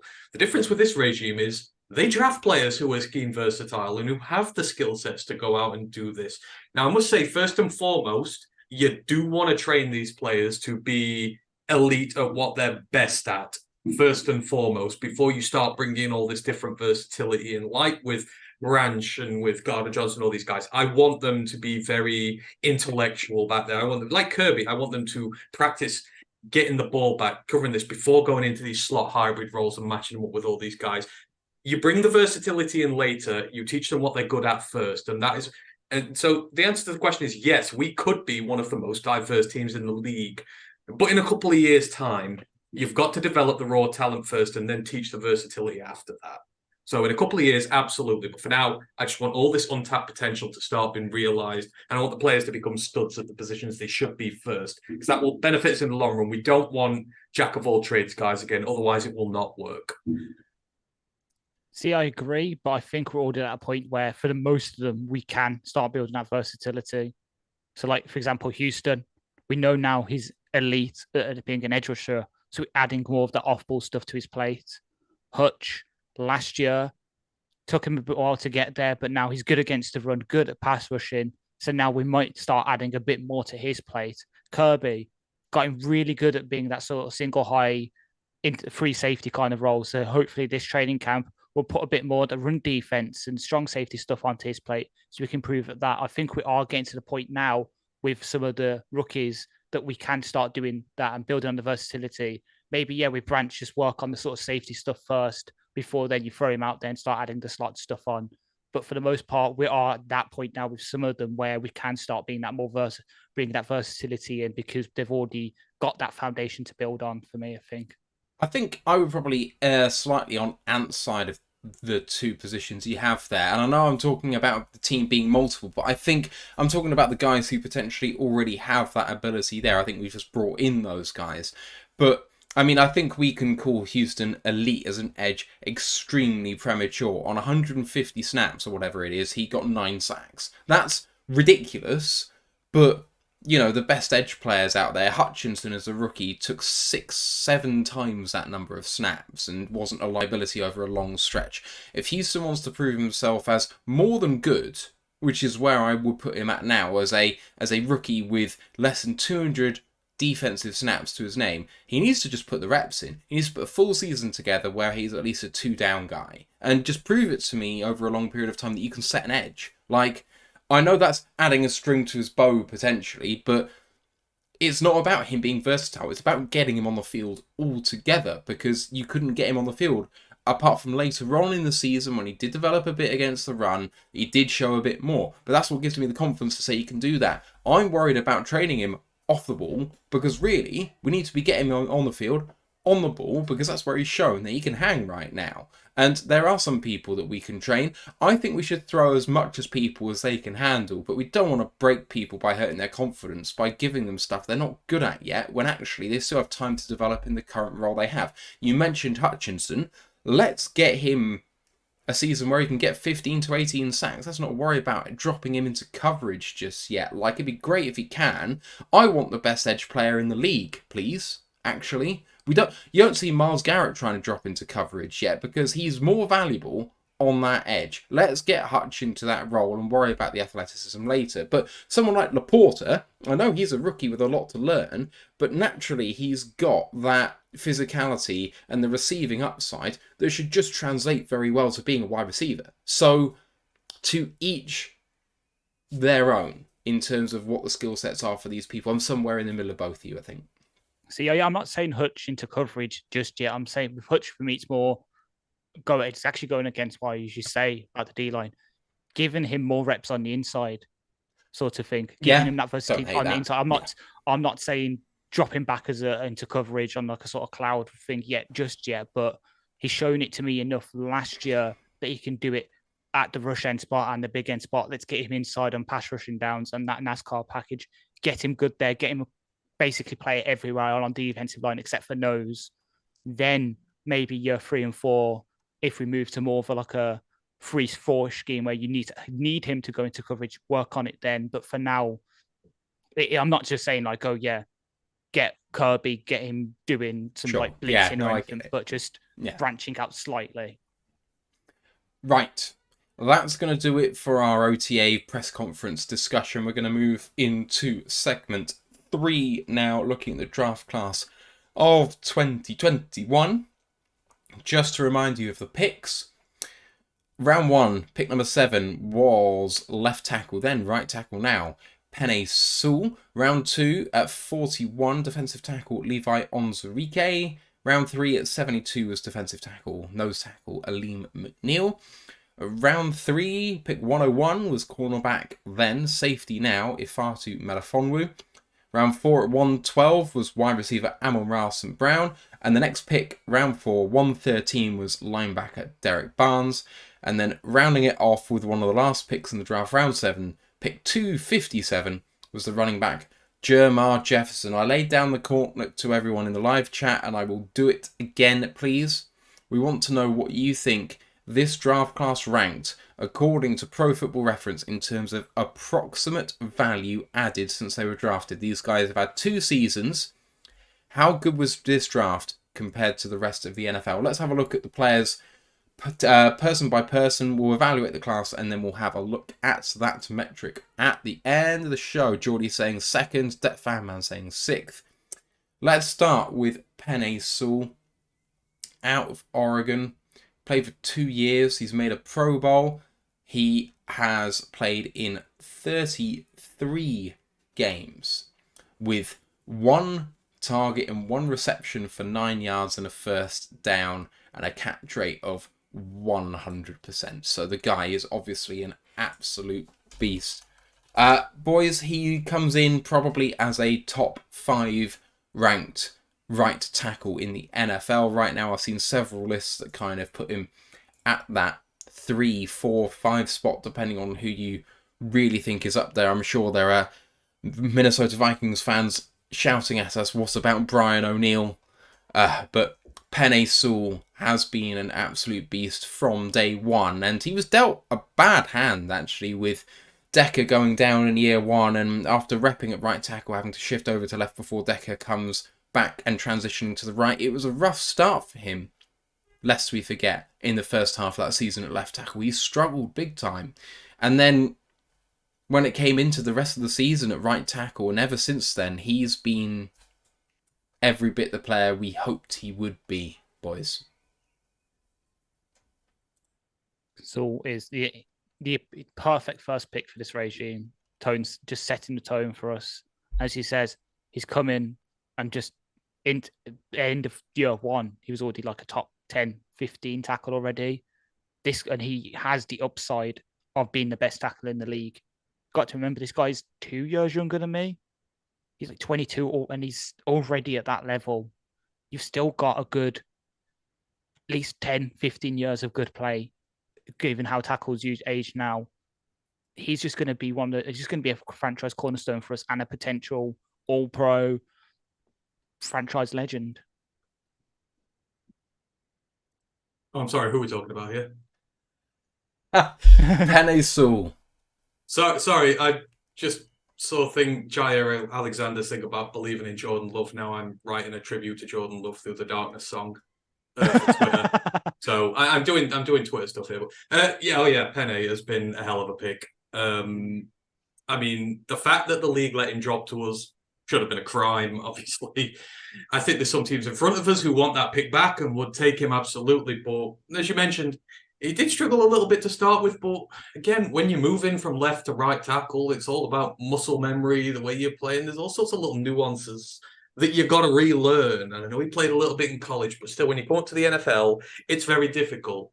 And let's not forget, he come into a line where he was thrust in as a starter right away on one of the worst, probably the worst team in the league. I think it will be fair to say that Matt Patricia left us in. And on a unit which has some really good players on it, he's had a lot of trial by fire on there, and people went after him early, not necessarily Lions fans, but ill-informed who wish their team had drafted him. But he came through that, and just every single week that he's been in the the NFL, he's gotten better and better and better to the point now where he's one of the premier right tackles already after just 2 years. He is performing at such a high level, and he's just going to keep getting better. And let's not forget, he's a tight end now as well, who can catch the ball better than half the Bears wide receiving core can. So, you know, the sky is the limit for him. I think the question now becomes, is he ever going to move to left tackle? Do you want to move him to left tackle? No. I know yeah, exactly. I know we all sort of said, well, it'll be a succession thing here, but Taylor's still plenty young and plenty good enough. I kind of want to leave it how it is here. And, you know, if pick 7 is what it takes to get an elite right tackle, fine. I do not care. But it's a home run pick by us. He was the very first sort of new Detroit guy to come here, the one who can be as good as he wants to be, and it's still not going to be enough for him. He's still going to grind. He's still going to look to get better. He is not, you know, the sky's the limit for him. He doesn't care about the past year. He's going to play the best he can. He's going to drag this team along with him. You know, he's going to be the cornerstone for the next decade. So it's a home run pick. It's never not going to be a home run pick. The only thing that could curtail him is injury, and I highly doubt that's going to happen. So smashing pick by us. He's played 2,181 snaps as a Detroit Lion, 2,179 of which are as a blocker, 2 of which as a receiver. He has played, in 2021, his rookie year, he played more than half his snaps at left tackle, 536 to 498 at right. Last year, every single snap, 1,131 at right tackle, apart from the 8 he took as an inline tight end. He took 5 in the previous year. He allowed 21 penalties so far, 10 in 2022, 11 in 2021. But here's the big difference. 35 pressures allowed in 21, 28 in 22, 5 sacks allowed in 21, 2 in 2022. The guy's improving vastly in terms of pass blocking, and the run blocking was already elite. He's an absolute mauler, and that hasn't changed, but he is becoming a more manicured player. He's becoming skilled. Before, he was a raw talent that could run people over, and the pass blocking you knew would be a little bit of a work in progress despite being pretty good already. It wasn't quite there yet. God only knows what he's going to be when it comes to his 5th year option, but I'm really excited about what I think really has been so far an absolute home run pick. Let's move on to the second, which is Levi Onwuzurike at 41. He's played 1 year so far for the team.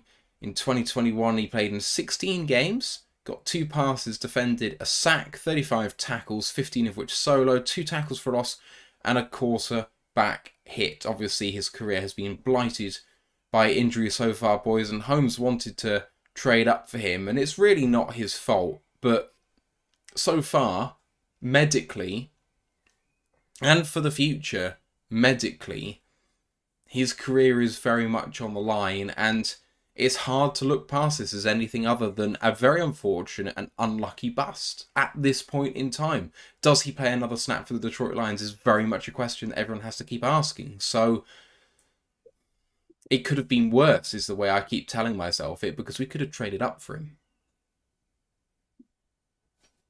See, I think I cursed him because Levi will always be scarred onto my memory, into my heart, as the player we took when I first appeared on this podcast all those years ago. The back-to-back of Grant and Levi will go down in infamy, I think, for me. But yeah, as you said, it's unfortunate the guy got injured, and he'll probably never play meaningful snaps for us or for a team again, because it's just the back is one of those injuries for at least a D lineman that it's very risky. You can't, if it doesn't come 100%, you probably shouldn't risk playing again, because it could get a lot worse for him and it could risk serious health stuff. So had all the upside in the world, just unfortunately never happened for him. That was rude. You just had to mention him, didn't you? I thought, yeah, is there a chance we're going to get through the 2021 draft talk and not have Richie Grant's name mentioned? But yeah, I should have known better, shouldn't I? That's just a low blow, that one there, Ash. That's Sorry. just it. Yeah. At the end of the day, this is not Brad Holmes' fault. This is not Levi's fault. This is just something that sometimes happens. Players get injured. I know you can say maybe he had some issues in college with his back, etc., but no one drafts him thinking, God, he's going to be injured all this time and it's just not going to work out. It's a shame because you can see what sort of a player that he can be at this level. And, we would be an infinitely better team with him in it, developing and playing to the top of his level. And sometimes it happens. Injuries happen. It's not like we drafted a bad player. We've just drafted a guy who's never been able to get fully healthy to show what he can do. And we've seen that so many times over the years. Kerryon Johnson, Deshaun Hand, there's so many guys who've shown flashes, but injuries have just always kept them down. And that is part and parcel of the draft. It has happened before. It will happen again. And it's just a real shame all around. I try not to chalk this one down to management too much because, like I say, they're not going to draft him if they don't think he can play. They're not that stupid. And as we've seen with Brad and Dan and the coaching staff here, they put a lot of time and effort into identifying the players they want. They're very specific. They're very thorough with it. And if anything concerns them enough, they'll just not draft them. So for them to have thought that the injury issues were not put off for them, I trust them because 9 times out of 10 they get it right, and I would rather that hit rate rather than the lot we had before, or what I could say we've had before in the last 50 years of drafting. These are the best ones at doing it. So sometimes you're going to miss.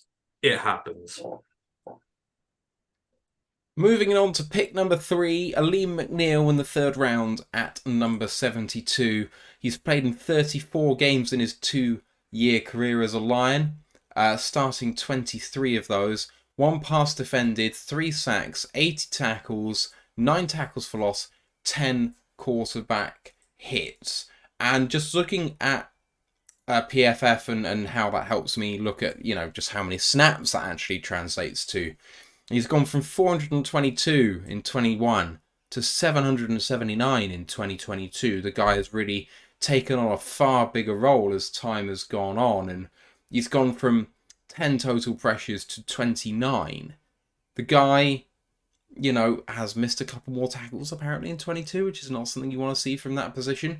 But he's grown into a bit of a man. In fact, down the stretch last year, he really flashed as the pass rusher we hoped he could be a bit more in the previous year. And now the hope is just that now he's shown it us once or twice that he can do it on an ongoing basis. We were, and especially high on him coming out as the potential best defensive tackle in day 2 or day 3 of the draft that year. And I would say that given that he's a round 3 guy so far, I think he's absolutely met expectation and he's given us a lot of promise. What do you boys make of it? Yeah. Go on, answer. I'll let you spiel on. Well, people have heard me talk about Aleem for years, so not much to say. But again, I think over 2 years, if you'd have told me this is how his career would have gone to this point, I'd have probably 100% agreed with you. As I said back all the time when we did the analysis, nose tackles don't get the appreciation that they should. I mean, people just think, oh, they just stand there and try and block the run. Oh, they're just big lummoxes who don't do much, but they do. Nose tackle is a very hard job. You've got to try and create pass rush, at least give off the threat of it to help your edge rushers in there. You've got to be able to defend well against the run. And the first year in particular, when we had those 2 useless jackasses who called themselves veterans in the middle of that defense with him, he got no help whatsoever. You saw teams identifying him as the threat, double teaming him, putting extra men on there. I know the pressure rate wasn't high, but there was a reason for that because they saw how talented he was and the other 2 just couldn't do nothing. So you leave 1 man on there. So he's been a victim of circumstance as much as anything. But then sort of in the second year, you've got guys like Bugs in there. You've got guys like Benito in there who are similar to him, who are really hard working, who they're working as a team now, not working as an entitled vet and a young rookie. You've seen how he's been able to improve now that there's other guys in there commanding some of the huge amounts of attention he's had. And he's done a lot better. And, you've seen the off-season, he's dropping the body weight. He wants to get the pass rush in there a bit. That's one thing they said coming out of college. The pass rush is there. It's just the closing speeds that have always been the issue because he's a heavy guy and it's difficult to win one-on-one, get to the quarterback. But he's obviously thought, it's an issue I need to deal with, which we said it was coming out of college, and he's dealing with it.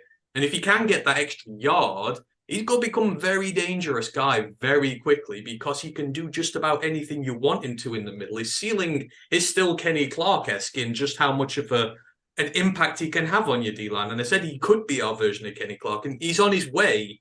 He's still got a long way to go, and this year 3 is going to be massive for him because, again, there's still questions about the DT. Is there the guy in there with him? Is the established depth in there? He needs to really step up as the leader and the guy who's been like, right, this is my group. I'm going to take it by the scruff of the neck and I'm going to drag it along with me. And all these young guys, I'm going to set an example to them. So great pick by us. I know 2 DTs in a row. We did question it all the time, but the player itself, never had an issue with. Not biased because he's an NC State player. He is really good and he's just going to get better. And again, he could be a cornerstone for us for a long time. So I'm really looking forward to year 3 with him being a little bit leaner, being able to get to the aspects of the game which he's not been quite good at so far. Development-wise, he's been fine, and he's just underappreciated like all nose tackles are. Yep. And that scheme change we had from him going from year 1 to year 2, moving him to that free tech, is playing to his strengths. We know he could do it at the one tech, he can stop the run and that, and he had flashes there, but putting him in that position where he does get that schemed one-on-one, he just has one guy to beat, and instead of running back or the quarterback, whoever, it's just playing to his strengths. So yeah, we smashed it on the head when we smashed the ball out the park with this pick, as we did with a couple of other picks later on, but that we'll get to. But Aleem is one of the cornerstones of the class, and yeah, he arguably could be. He probably will never get top 5 recognition because Chris Jones, Fletcher Cox, all of those, but he'll be a top 10, 15 guy consistently for his career unless injuries happen or something happens. He's going to be one of the best D tackles in the league. Listen, he could be our version of Vita Vea. That's what he can be. And Vita's kind of not, but Ash's point, you never see him amongst the top of the elite DTs, but he's pretty goddamn good. So, for a 3rd round pick, that is a hell of a result if that's what you get. And they're following similar career trajectories. So, yeah, that's just how good he can be. Let's move it on to the next pick. Ifasu Melifonwu in round 3 at 101. He's played 17 games for the Lions, 7 in 21, 10 in 22 starting, 5 of those. 5 passes defended, 2 fumble recoveries, half a sack, 29 tackles, 1 tackle for loss. And he's had an up and down career, shall we say, so far, boys. He has undergone difficulty with injury. He's had some upside as a cornerback, very limited reps on that side of things before getting injured once again, then being asked to transition to the safety position, and in doing so and having to learn a totally new thing, effectively being shut down in terms of reps. He went from 242 and 21, and despite playing more games, he only played 98 defensive snaps in 2022. The grade suffered per PFF, but that doesn't mean much. For total pressures, 1 in 21, 3 in 22 in the safety role. There's not really much to speak on here. The guy needs to prove himself in camp and be given an opportunity to shine on the field. But right now, there were high hopes for him as a guy who, if he hits the ceiling, could be one of the best in the league. But we knew that this was a swing for the fences pick. And right now, it ain't a home run. Could it be a strikeout? It still could be, The career is very much on the line for him, and much like his brother, at least with Iffy, the effort is there, whereas with his brother, that was a potential concern. But at the end of the day, there's been a lot to learn for him, and you get the feeling that although he's doing better now apparently in camp, there's still a long way to go. Go on, Ant, because I've set up my point on Iffy based on your opinion of him, unfortunately. Well, people have heard my opinion on Iffy enough. You see me on multiple podcasts a week, so All I'll leave it with is he's not a home run or a strikeout yet. That's what year 3 is for. That's kind of why last week we could say we're here there, because Iffy, I would say Barnes, and probably Jamar for the most part, these are their hit or miss years. You know, Barnes needs to take a big leap. Iffy does need to take a big leap, I'm not going to lie. And Jamar needs to get himself on this team and play him regularly. So the third year is what will make them strikeouts and that. It's disappointing so far, but you know, people have heard me talk about it, so I'll let others do so. So yeah, unfortunately, we all heard that Ant thinks the position change from corner to safety wasn't his best interests, and I kind of disagree. So I know he played decently in 2021 at corner, but giving up roughly 60% of the passes his way for nearly 17 yards of reception. He did show flashes, but given how our scheme works with press man and that was never his strength. Even when we drafted him, Brad Holmes came out and said it wasn't any press man and that stood out to him. It's the ability to play on off coverage, show quickness in short area, in zone and off coverage. It wasn't the press man. And if he even said himself when he was interviewed a couple of weeks ago in his presser that he knew a move to corner was going to come in some part of his career, just not this soon. And all the scouting reports I'm looking at, Bleacher Report, Pride of Detroit themselves, Draft Network, Pro Football Network, NFL Draft Buzz, all of them were saying he could flash at corner, but his future lies at safety. So I think it was just injury. He was a victim of injuries in his first year, and in the second year where we had Jerry break out, it seemed that Okuda and Jerry were going to be the starters there. And then this year we've now got Cam Sutton in, we've got Manuel Mosley, and we've got CJ GJ and Branch. There's just no role for him at corner anymore, so they're just sticking him out at safety. And then last year there was injuries and him getting to learn to that position that meant he didn't get that many snaps. So yeah, this year he's definitely got a chance. I think he could make it as your sort of safety 4-5 who can do some things on special teams and be that sort of tight end eliminator at safety. But he does have to show out in camp for me.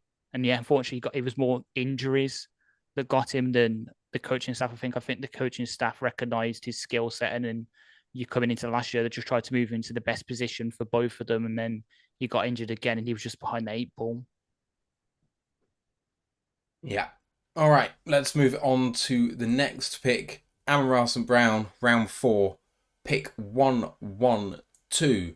Amon-Ra Julian Hero J. St. Brown, 6 foot 197, the legend that he has become already here. 33 games played, 25 as a starter, 265 targets, of which he's brought in 196 receptions, 2,073 yards in his 2 years at 10.6 yards per catch with 11 touchdowns, 116 first downs, a long catch of 49 yards, a catch rate of 74%, which is not unlike you might see from a running back, 7.8 yards per target, 16 rushes for 156 yards, and a touchdown. The guy has been an absolute masterpiece. He is also a Pro Bowler. Boys, in terms of value for money in the draft, it doesn't get better than this. He's getting redrafted in the teens. That tells you everything you need to know about a guy who went into the 100 pretty decently. As a slot wide receiver who doesn't have long speed.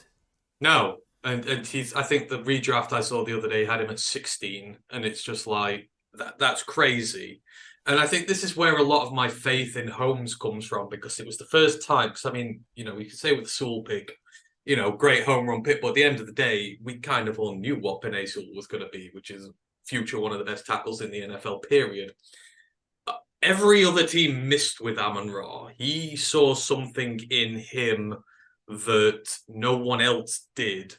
And again, talk about the whole new Detroit thing with Penei. It's this unbelievable work ethic, this ability to stay humble and not be taken in by the stars and to just carry on. I mean, after these 2 years, it'd be like, so other guys might start be like, oh, start buying into their own hype. Him, he goes straight back to the drawing board. He starts training harder, practicing harder. He finds everything he's not happy with and will work his ass off to sort those issues out. And that's what you need here. This is a team that's constantly evolving, wanting to get better. And that starts with the mindset of the players. They got to buy into that sort of thing.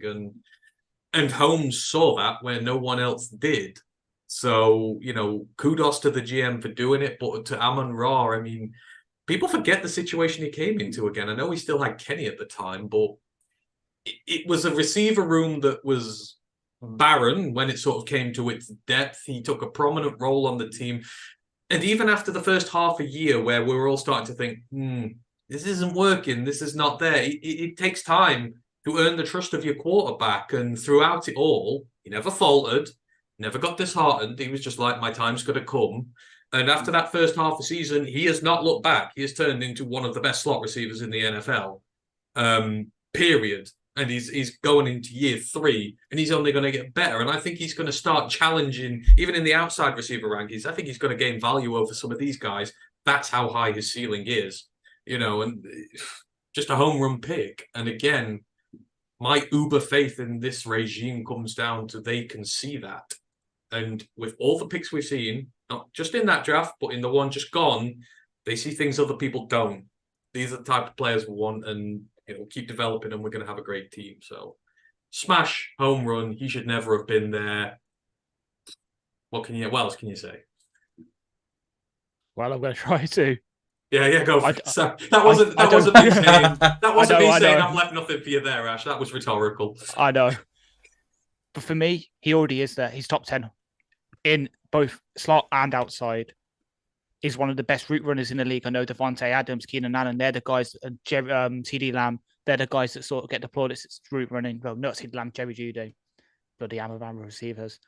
Amon-Ra is one of the best route runners in the league for me. You can tell it the way that this offense is schemed. He's always the guy that Ben Johnson has as that sort of zone beater. So one of my favorite, I've been reading that book that's every single play we ran last year, an offense broken down by play type. I'm on that passing set. I'm on the passing section now. And all the routes I can see Amon-Ra running, the Luckies, the Omaha concepts, they're all designed to get him open in zone. So when Goff reads, he's got someone to throw to. He is, honestly, as we say, he's redrafted in the 16s. He, aside from Chase, he probably is turned out to be the best receiver in that class. I know Chase is that Uber X receiver, but Waddle, kind of overshadowed by Hill, has the speed, but so far, and then Devontae Smith done well on a Super Bowl team kind of thing, but have they had the impact on a team that Amon-Ra has? I'd say not. Amon-Ra came in, as we said, he was behind Bashard Perriman, Tyrell Williams, Tom Kennedy, all these guys, and now he's our best receiver right now. Probably one. If Justin Jefferson didn't exist, he'd be the best division in this division and arguably the conference. This is a guy who we'll look back on in 10, 20 years, and we're all kicking ourselves now. Everyone will be like, how did he fall that far? And that's the big point. It's like even the guys above him who've done well, like Chase, look at his supporting cast he's had in Cincinnati, and look at the quarterback he's had. This is not a knock on Goff, but when Amon-Ra got here, we had bad Goff, unconfident Goff. And it's like, and last year, everyone was going, oh, Lions got one of the worst wide receiver cores in the league. It's useless. And he's still racking up more yards than what Bears superstar wide receiver DJ Moore got last year. Got more than him on a team that has a bad quarterback and has no other options. And like you said, like Ash says, he gets open. You put 2 guys on him. He runs routes perfectly. He gets open. That's what puts him above these guys. It's interesting that you think he's in the top 10 in the outside receiver. I would agree. A lot of people wouldn't, but I mean, what would we pay him next year at the minute? I mean, what would the contract look like? What would you pay him now? If he is in that category, how far would you be willing to go for your slot guy? Just question. 25 mil APY? Yeah. Give me 10 seconds. Fucking hell. Oh, excuse me. Pardon my language. I didn't think Matt were going to say that. But the thing is, at the end of the day, if Amon-Ra gets injured, this offense is questionable bad. Like, Well, we saw that when he was out last year against the Cowboys and the Pats, wasn't it? It was Cowboys and Pats he was out for. no, I don't. The Pats, yeah, it was Pats at Cowboys and Pats, yeah, because I mean We didn't score any points. Yeah. At the end of the day, we didn't have like, Swift either. I'm not saying he's our entire offense. We have other talent, but what he does opens doors for everyone else. He's the glue which holds everything together. And if he's that important, you can pay him like it. So yeah, for me, I was saying, give me a second, looking at the receiver rankings. I'd put him right now. So 24 million will be Stephon Diggs, DK Metcalf, but I'd pay him that because the person below that is Deebo Samuel. The thing is, when did those guys actually get those deals as well? With the inflation, that really, yeah. Justin's about to reset the market, I think. He might get more than most starting quarterbacks. He might hit 30. No, that's too low. Tyreek's at 30 mil AAV this year.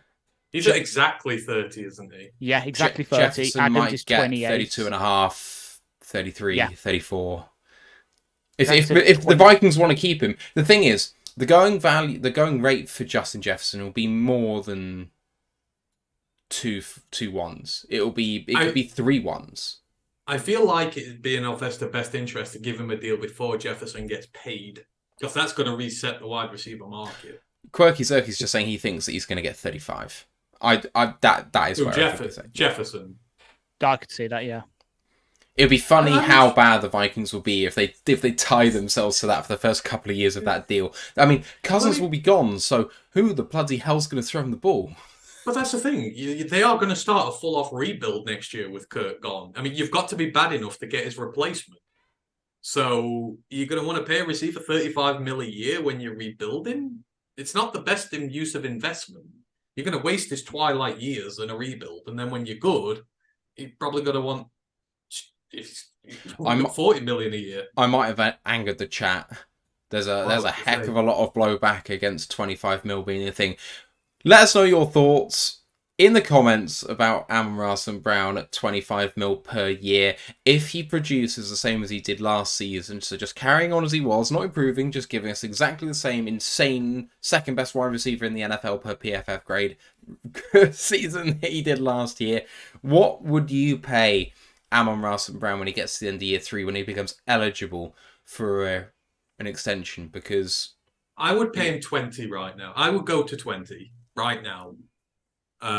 Because obviously this year, I guess it is about taking the development and becoming part of a team that wins in the postseason and that starts doing big things. I guess if you can prove it in that sort of, there's going to be a lot more high leverage situations this year.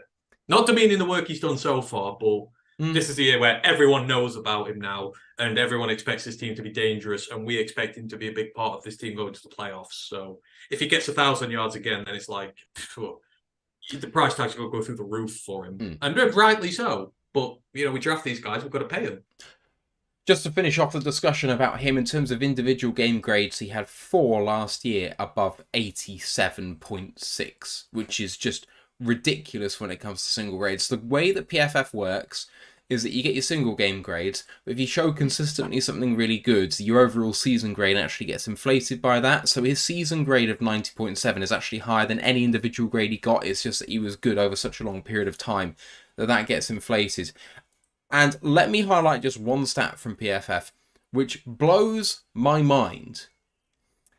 He was targeted 21% of his targets in the medium area, between 10 and 19 yards down the field. He caught 22 of those 29 passes. His receiving grade in the medium range was 99.6. I mean, it's quite hard to do better than that. How do you lose 0.3 of a point on that? I think it's to do with like hand position and that. They get really weird with it. He got an 84.5 grade on drop, so I imagine it's literally just that. I feel like I can't ever remember him dropping a ball. No, I know he probably has. I know it has happened. I think it did to start with, but like last year, I can't remember him dropping a single pass. It like sticks to him like they made of glue. Yeah. The best place in terms of PFF grade for him is intermediate, over the middle of the field. 10 receptions on 14 targets, 206 yards, of which 82 was yak, and a passer rating of 113.7 when targeted, a PFF grade of 97.9 in that intermediate over the middle of the field range. So that's what we're talking about when we're talking about game-breaking wide receivers. Let's move on the conversation from Amon-Ra St. Brown to the very next pick in the draft, which we traded up for, in the linebacker hybrid edge player, Derek Barnes. Now, Derek has had an interesting career so far with the Lions, played the majority of his time on the ball in college, transitioned to off the ball for his final year, and then has been an off-ball linebacker for the Lions. He's played 32 games, of which he's started 10.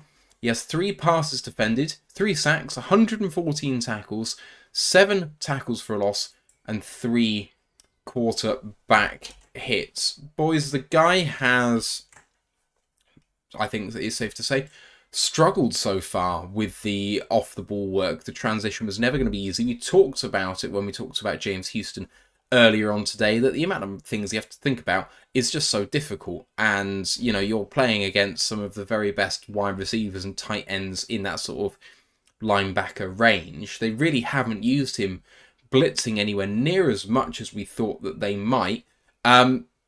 He may well be making strides in this offseason, we don't know, but up to date, I'm slightly disappointed with what he's put out there, despite the complexity of the position. I hoped for a little more, but I'm still hopeful. What do you think?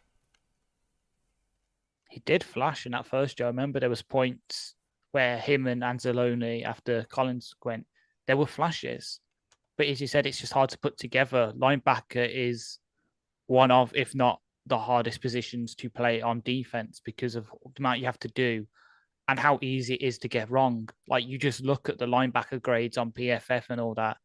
It's not very long from you going from the top guys to guys who are grading 60 and below. It's one of the hardest positions. And yeah, unfortunately, Barnes hadn't put it all together yet. Hopefully, as we said earlier, he has, and then he'll step onto the field week 1 and show us.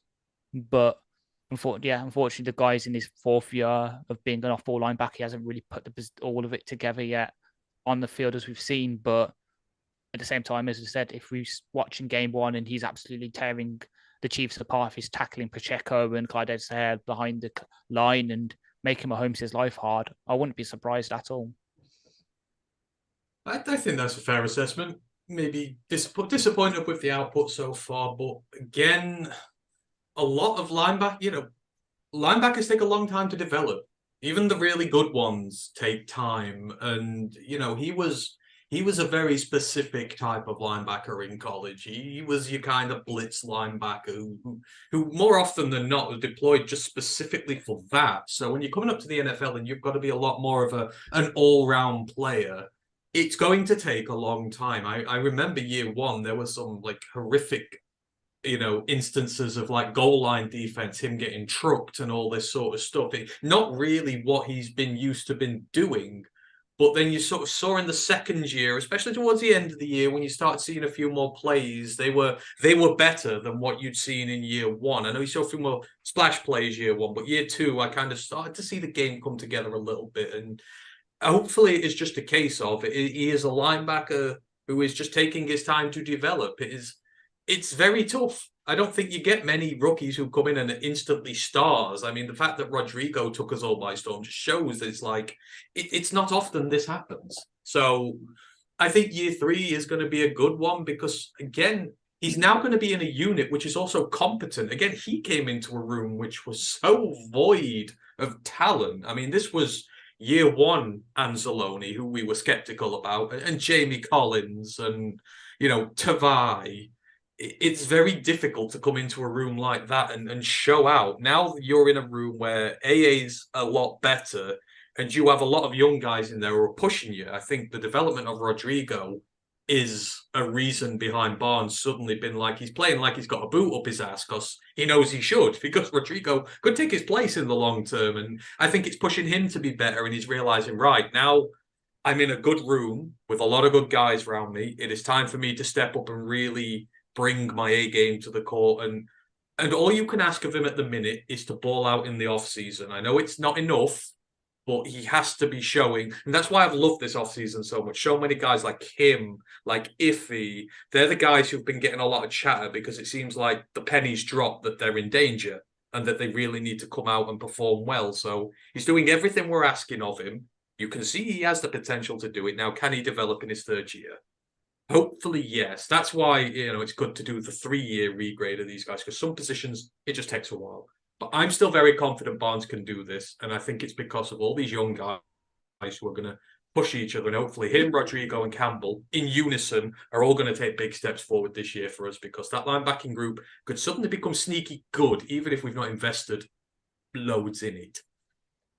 Just a quick shout out, because I've neglected to do it a little bit earlier. A big shout out and thank you to Quirky Zerky on Twitch, resubscribing at tier 1 for his 15-month, and says, don't always get a chance to get on here, but gotta support my Lion bros across the pond. Thank you, QT.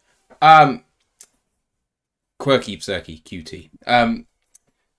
Derek Barnes, just to finish off the conversation, 448 snaps in 21 and only 346 in 2022. So a reduction of about 100 or so, but saw that PFF grade move from 30.1 in 21 to 62.3 in 22. So despite, not looking so great over a larger period of snaps in 21, that would indicate some sort of uptick. That run defense grade last year was 76.8, and actually the guy in his coverage grade went from 27.6 to 46.8, and I know that 46.8 is nothing to write home about, but it shows tangible improvement year to year on what he has put on the field, and it's going from historically bad, can't play him, to bad, needs improvement, but you can just about live with that. If you have a look at a certain linebacker who's holding out right now in Tampa Bay, I think you find that his coverage grade is not exactly something to write home about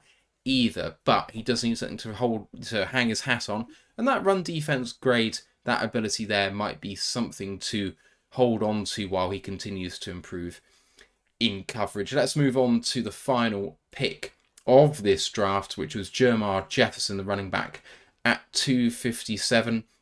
And I mean, boys, what could have been for Jermar at this point? He's still here. In fact, all of the picks are still here, which is something to write home about in itself compared to what happened last week with the previous draft. But 7 games so far in his Lions career, only 15 rushing attempts. But in those 15, he has 74 yards and 2 touchdowns, a 4.9 yards per carry average. Also 4 receptions on 5 targets for 23 yards and a long of 11. The guy has all the talent in the world. I mean, I'm not talking about long speed here, but you saw on the field for those 15 carries the vision that Jermar has. There's a reason that when we did our rookie tape reviews together after this draft, that we looked at him thinking, yeah, he's a 7th round pick. He's the 3rd last guy in the draft to get picked. But there's talent here.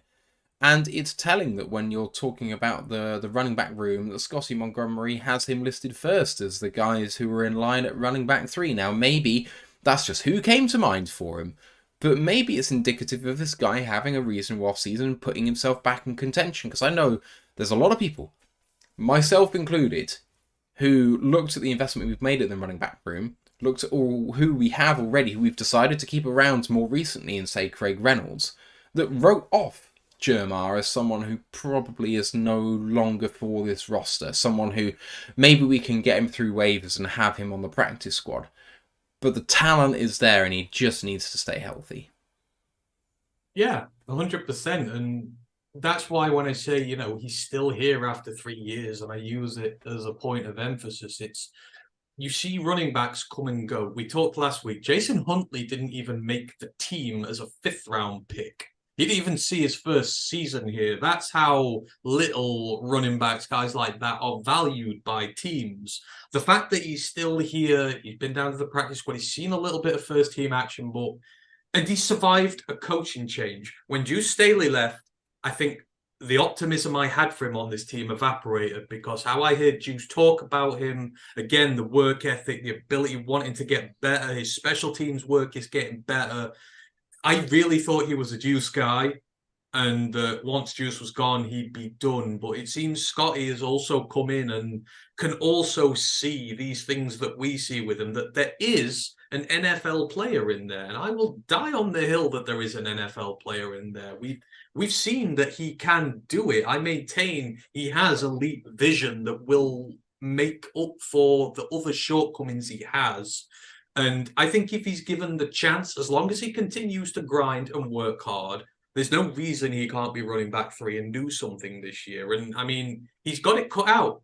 Craig Reynolds and Mo Ibrahim are no slouches. And if he makes it onto this team, it'll kind of justify everything that's been said. But yeah, they were talking a lot about a 7th round running back. I just have a real affinity for him. And again, I think with everything he's been through here, it shows that he's not a lost cause yet. And again, injuries have screwed him. We talk about this whole draft class. We're not using the bust word on anybody, because for all the ones who haven't done well, Levi, Iffy, Jamar, it's been injuries really that have messed up their progress just when they were looking good. Iffy was looking good, got injured. Jamar was looking good, got injured. Levi looked okay, got injured. It's just been sort of the lap of the gods that have worked with some of these guys. But I maintain hope that there is a serious consideration he will be on this team this year. And I think he has what it takes. If he doesn't, fine, because I like the other two, but he is not done yet, is all I'm saying. Yeah, I agree. And I just want to add, well, there's a fourth guy hasn't been mentioned, and we can mention him now since he was a UDFA in this class, but someone else that the running back position that injury affected him. But Greg Bell, there's another guy that needs mention as well. Similar.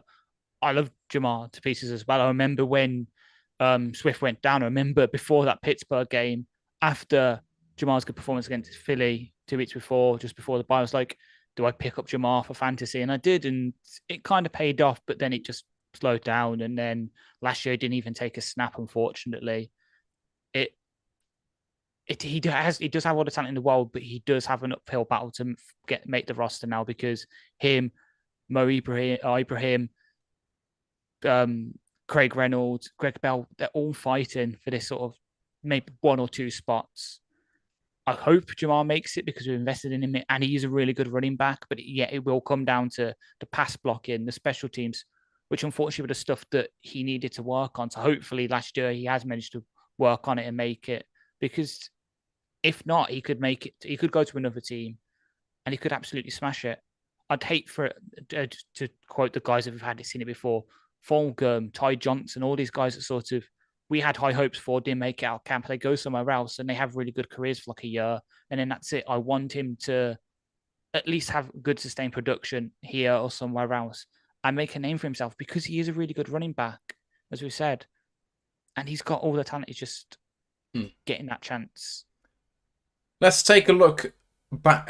Take a step back and look at the class as a whole. Sewell, Onzarike, McNeil, Melifonwu, St. Brown, Barnes, Jefferson. 7 picks only, with a trade up, of course. Looking at the class as a whole, what do you make of it? You've got 3 bona fide starters in there. 3 really high-level starters in your team. That's a good draft. And for me, I will grade this draft high simply because, you say 3 out of 7, but out those other 4, 3 have had injury issues, which that's not on the team.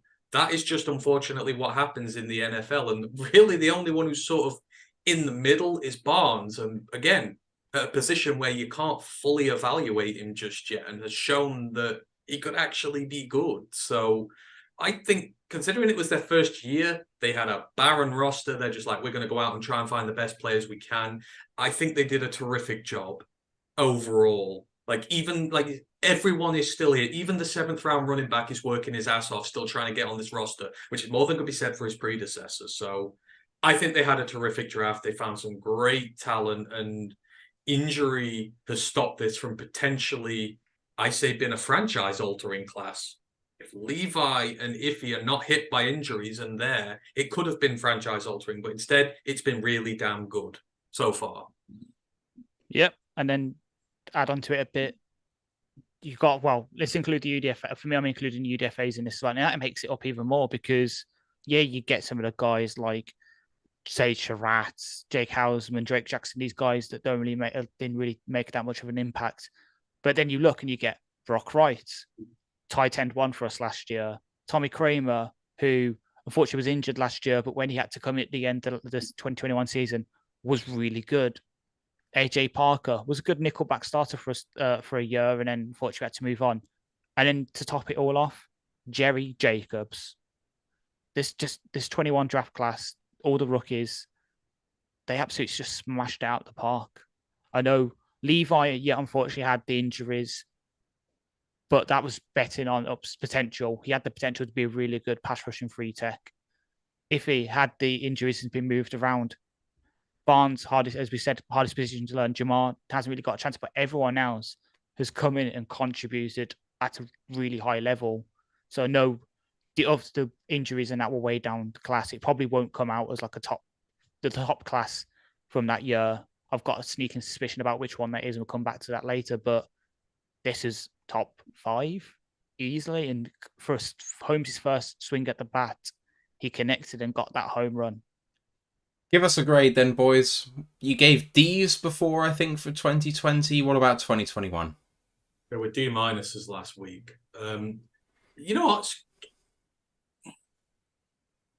I'm going to give it an A minus. Because I think, again, coming out with 3 bona fide starters, especially when they're round 3 and 4 picks, and getting good depth players, and, you know, they could still come good, and they're all here. And as Ash said, you even went into undrafted free agency and won.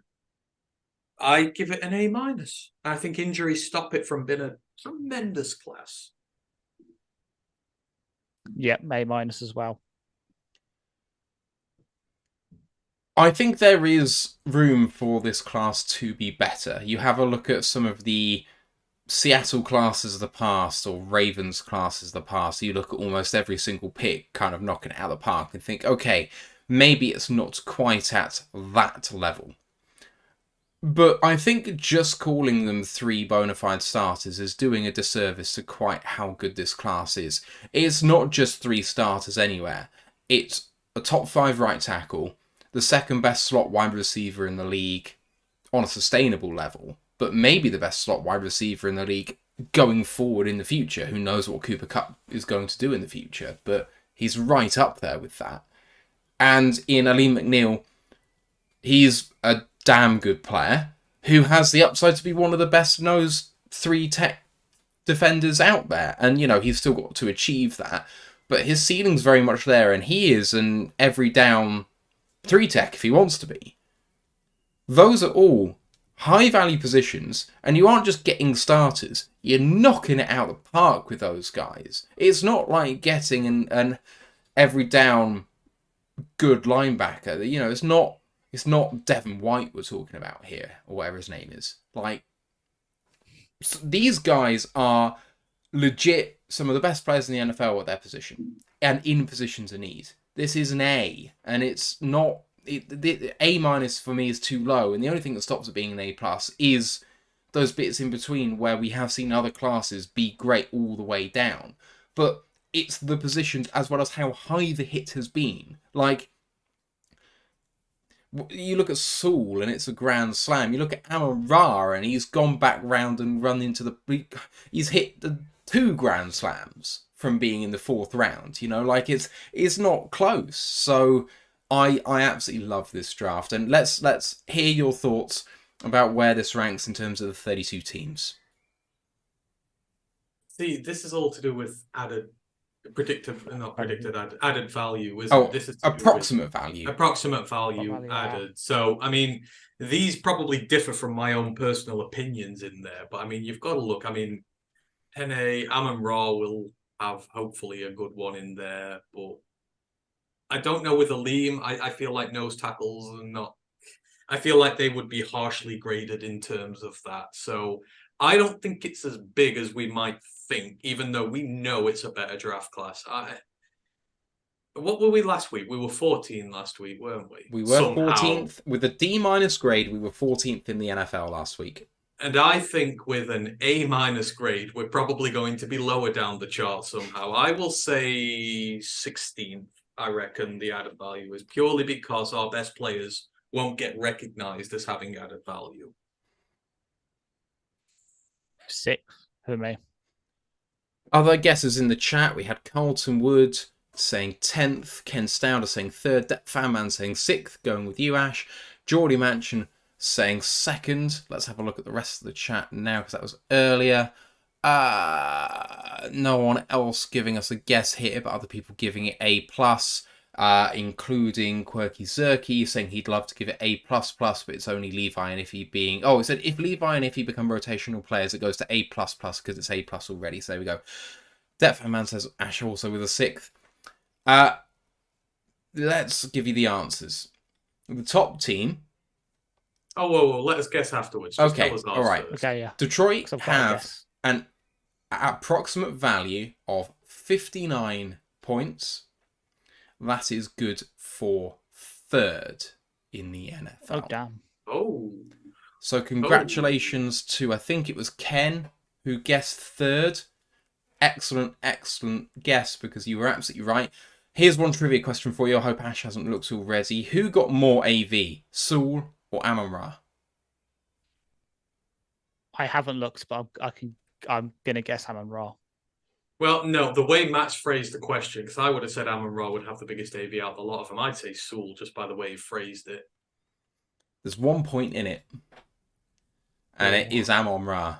21 versus 20. Just really close. I thought that would be interesting. Okay. Give me your top 2. We were 3rd. There are 2 better classes. I'll give you the number of points. We got 59. The team above us got 61. The team in top position got 71. So they were far and away the best class. Dallas. Dallas has to, because isn't Parsons one of the few that's got all pro? That's probably going to give him a lot of value. So I'm saying Dallas has got to be up there. Yeah, I'll agree with Ash on that one. Dallas number 1, as you say. 71 points. The class was absolutely exceptional for them. But for some reason, I can't have a look at who they did, because my worksheet has decided to stop working at the crucial moment. So that was Jabril Cox's class. It was Cox. They took Cox and they took the one from Kentucky. Was it Joe? So it's the Micah Parsons class. The reason he was so near to being D-Roy was the thing which gets them so close to it. What was his AV? I bet it was about like 50 on his own. Let me bring up. Well, yeah, while you read that, because I found their draft class. So their class was Micah Parsons, Kelvin Joseph, the corner, Oza Digawara, the D tackle, Chauncey Goldston, LaShawn Wright, Jabril Cox, Josh Ball, Semi Foku, Quinton Bohanna, Israel Makamu, and then Matt Varanok. Yeah, so Parsons is definitely a big chunk of that equation. Oso is going to be as well. He's probably going to be about 9-10 points, because he's a good starting D tackle. And then here we go. Joseph. So I'm just trying to think. Dallas. Parsons is just over half the total with 36. Osa Odingzu, I can't say that. Zua is 14, and therefore he has more than double the next person, who's Quinton Bohanna with 7. Like, it is basically all Parsons, but when you have a bigger hit as that, you're going to be up there. Who's number 2? Dan Pask says Jets, Jags. He's guessing all over the place. I would say Bengals. This is going to be wrong, but I loved Denver's draft from this one, because they got Quinn Miners there. They had Javonte Williams. I know his first year was really good. Sertan was the big one. They got Baron Browning. They got a ridiculously good value. I think they got like Caden Stearns as well. It might not be second, but I want to say it's up there. I would say it's second, because Sertan's already seen as one of the best corners. Javonte had a great rookie season before the injury, and then Baron Browning last year, when they put him at off ball, just absolutely exploded. So those are 3 valuable positions. I think I was screaming for Baron Browning just before we took Amon-Ra, and it was just like, stop letting him drop. It was crazy how far he went down. Yeah, 105 Baron Browning went, and it is Denver in second. Pat Surtain, as you say, 21 points for him. Baron Browning has 11, Javonte Williams, and Jonathan Cooper with 9 points each. Quinn Miners with 8, and Caden Stearns with 3. The only people to contribute from that class, but very, very good. Do you want to know how our divisional opponents? The Packers ranked one, up? I bet, is bloody awful. I think like the second half of it, they had a load of picks, but I'm pretty sure like there are not many players left off that one for them already. I mean, you had all the random guys in like round 6 and 7, but I mean, I can't think that there's going to be many of that team. I will that's say left. this. I mean, You what, there was... underestimate how bad some classes can be. The Packers were joint 18th. Because I mean, Myers is a good starter. So, Stokes contributed a bit. Newman's contributed a bit. That's it. Royce Newman, Josh Myers, Eric Stokes. That's pretty much all their points, but it's good enough to get up there. 40 points for them, 18th equal. What about Chicago? This would be that was the class I really liked because they got it was day 3 I loved. They got Daz and they got Graham, the Oregon cornerback. The only two people to get nil points. Yeah. I know they've not done much. But at the time, I absolutely adored their draft because of the day 3 picks. Because like again, they had some studs. But I don't think they did much early on in it. I mean, I know it's Fields' draft, but like I guess that I'm gonna guess 25 points. Their class could be like massively improved after this year because obviously it's Fields, Tevin Jenkins. But the running back's going to be running back 1 this year. Khalil Herbert, He's going to be running back 1 this year. 47 points. Oh God, I was way off. 12th in the NFL. And rounding it off with Minnesota. So look, Darrisaw's going to give him a lot of points. Mond not so much. Wyatt Davis might give him a few points because he's been played decently. Smith Marsette's like been a rotation. Yeah, Smith Marsette will get a few. Yeah, I don't know how. Cam Bynum started for them for a while, so he probably got a few points. I reckon they'll be about 23rd. Yeah, 24th, really close. 27 points. Darisaw gets 12 of those. Cam Bynum 8. So really not much from anywhere else. Ismir Smith Marset got 1 point. I want to guess. Top 10. Take us. Can I guess worst? It's either the Seahawks or the Saints. No, I'm saying 49ers because of that Trey Lance draft. No. Because they got Hufanga and Mitchell on day 3, and they are 2 fucking awesome. I wanted to give a shout out to them actually for having the best. I loved Hufanga, the safety coming out. I wanted us to draft him again, and he's been great. But they got Elijah Mitchell, who's one of the best running backs going now, or was before his injury.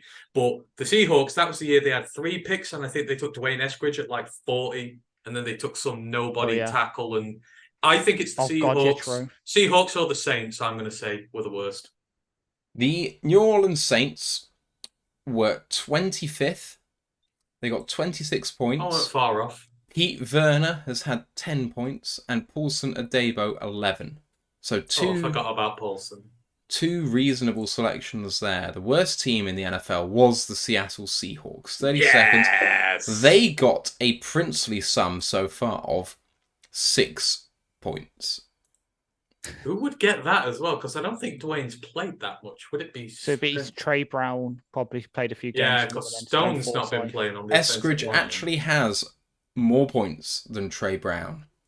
Eskridge has 2. Trey Brown has 1. Stone Forsyth has 3. Oh, he must have played year 1 then, because obviously he's not played this year. Last one, take one more swing at the second worst team. Then you got the worst one. Second worst team. Right, let me have a quick look. They are a team that had a good number of picks, by the way. They had 8 picks, including 5 if I can add up correctly, Oh, it's well, 4 don't do or that, 5 don't do day that, 'cause 1 I and day can see 2 numbers. selections. Oh, so it's not this team then. Okay, I was so about to say Rams. Rams must have had a rubbish one because I don't see much in there. Rams were 27th equal with 23 points. Also, I'm getting there. This team had won't be a down. round 1 selection. Oh! Raiders because of Alex Leatherwood in that rubbish class. It's good, Oh, yes, but it's well. not the one. They're 20th. Let me This have a look. team had a round 1 selection, a player who was very fancied, but had a very bad injury history. Is it? Oh, Let's have a look. not the Jags. Not the Jags. Jags was 6th in the NFL. No, but Because I the thought they had a Tracy better law. class. Is it the Baltimore Ravens? Baltimore let's have a Ravens look. Hang came on, let me have a look. 26th. Oh, We are talking about someone who was mentioned as oh, potentially the best in class, ended up not being at a DB position. Oh, I was about to say Falcons. Falcons had apart from that one pick. oh, so it was the team I thought first then. Is it the Titans? Tennessee Titans. I was guessing them, and then you said, "Oh, they had 4 picks in the first, like 4 or 5 picks in day 1 and 2." I was like, "It can't be then," because I literally got them up because I was thinking, "Yeah, Farley's done nothing." It depends whether Guns has 109 done- is part of day 2 or day 3, because with the comp picks, It's 109 day is 3. borderline. It's day 3. Okay, so 4 day That's 2, it, yeah. 1, 2 picks. Caleb Farley is the one that screws them. Yeah. Can I guess that Rashad Weaver has the best AVA on that team? You're very close. 4 points for him. Monty Rice got 5. 5, yeah. Rashad Weaver They've only got 4. Yeah. Been better than that. There we go. Brady Breeze was selection 215 for them. Yep. In that year. How could the Raiders not be up there? The Las Vegas Raiders got it was 34 points. Leatherwood From who? contributes 8 Nate of those. Nate Hobbs and was one of the best rookie corners that year. Nate So I Hobbs has remember me got 6 calling him. points. Divine Diablo has 8. Trayvon Merrick has 9. So it's actually a reasonable class. It's not too bad. Yeah. To say, because I remember Nate Hobbs beating out Jerry for PFF's all rookie team, and me leaving him a very angry voicemail about that. Can I guess another top 10 team? I want to say the Steelers had a great draft. Because you've got Najee Harris, you've got Fryermouth, you've got Moore, who's been a starting tackle for them. Kendrick Green's been the starting center. Trey Norwood's been a really good cornerback. I want to say Steelers have got to be top 10. Joint 4th, 58 points. Najee Harris leads with the AV with 16. Dan Moore 15. Fryermouth 10. Kendrick Green 5. Isaiah Loudermilk 4. Trey Norwood and Presley Harvin with 3. Quincy Roche with 2. Oh. So where did the Eagles land then? They had Devonta Smith, Kenneth Gainwell, Milton Williams, Landon Dickerson. Also joint 4th. Class. Yeah. Devonta Smith, 23 points. Landon Dickerson, 16. Kenneth Gainwell, 9. Milton Williams, 3. Zach McPherson, 2.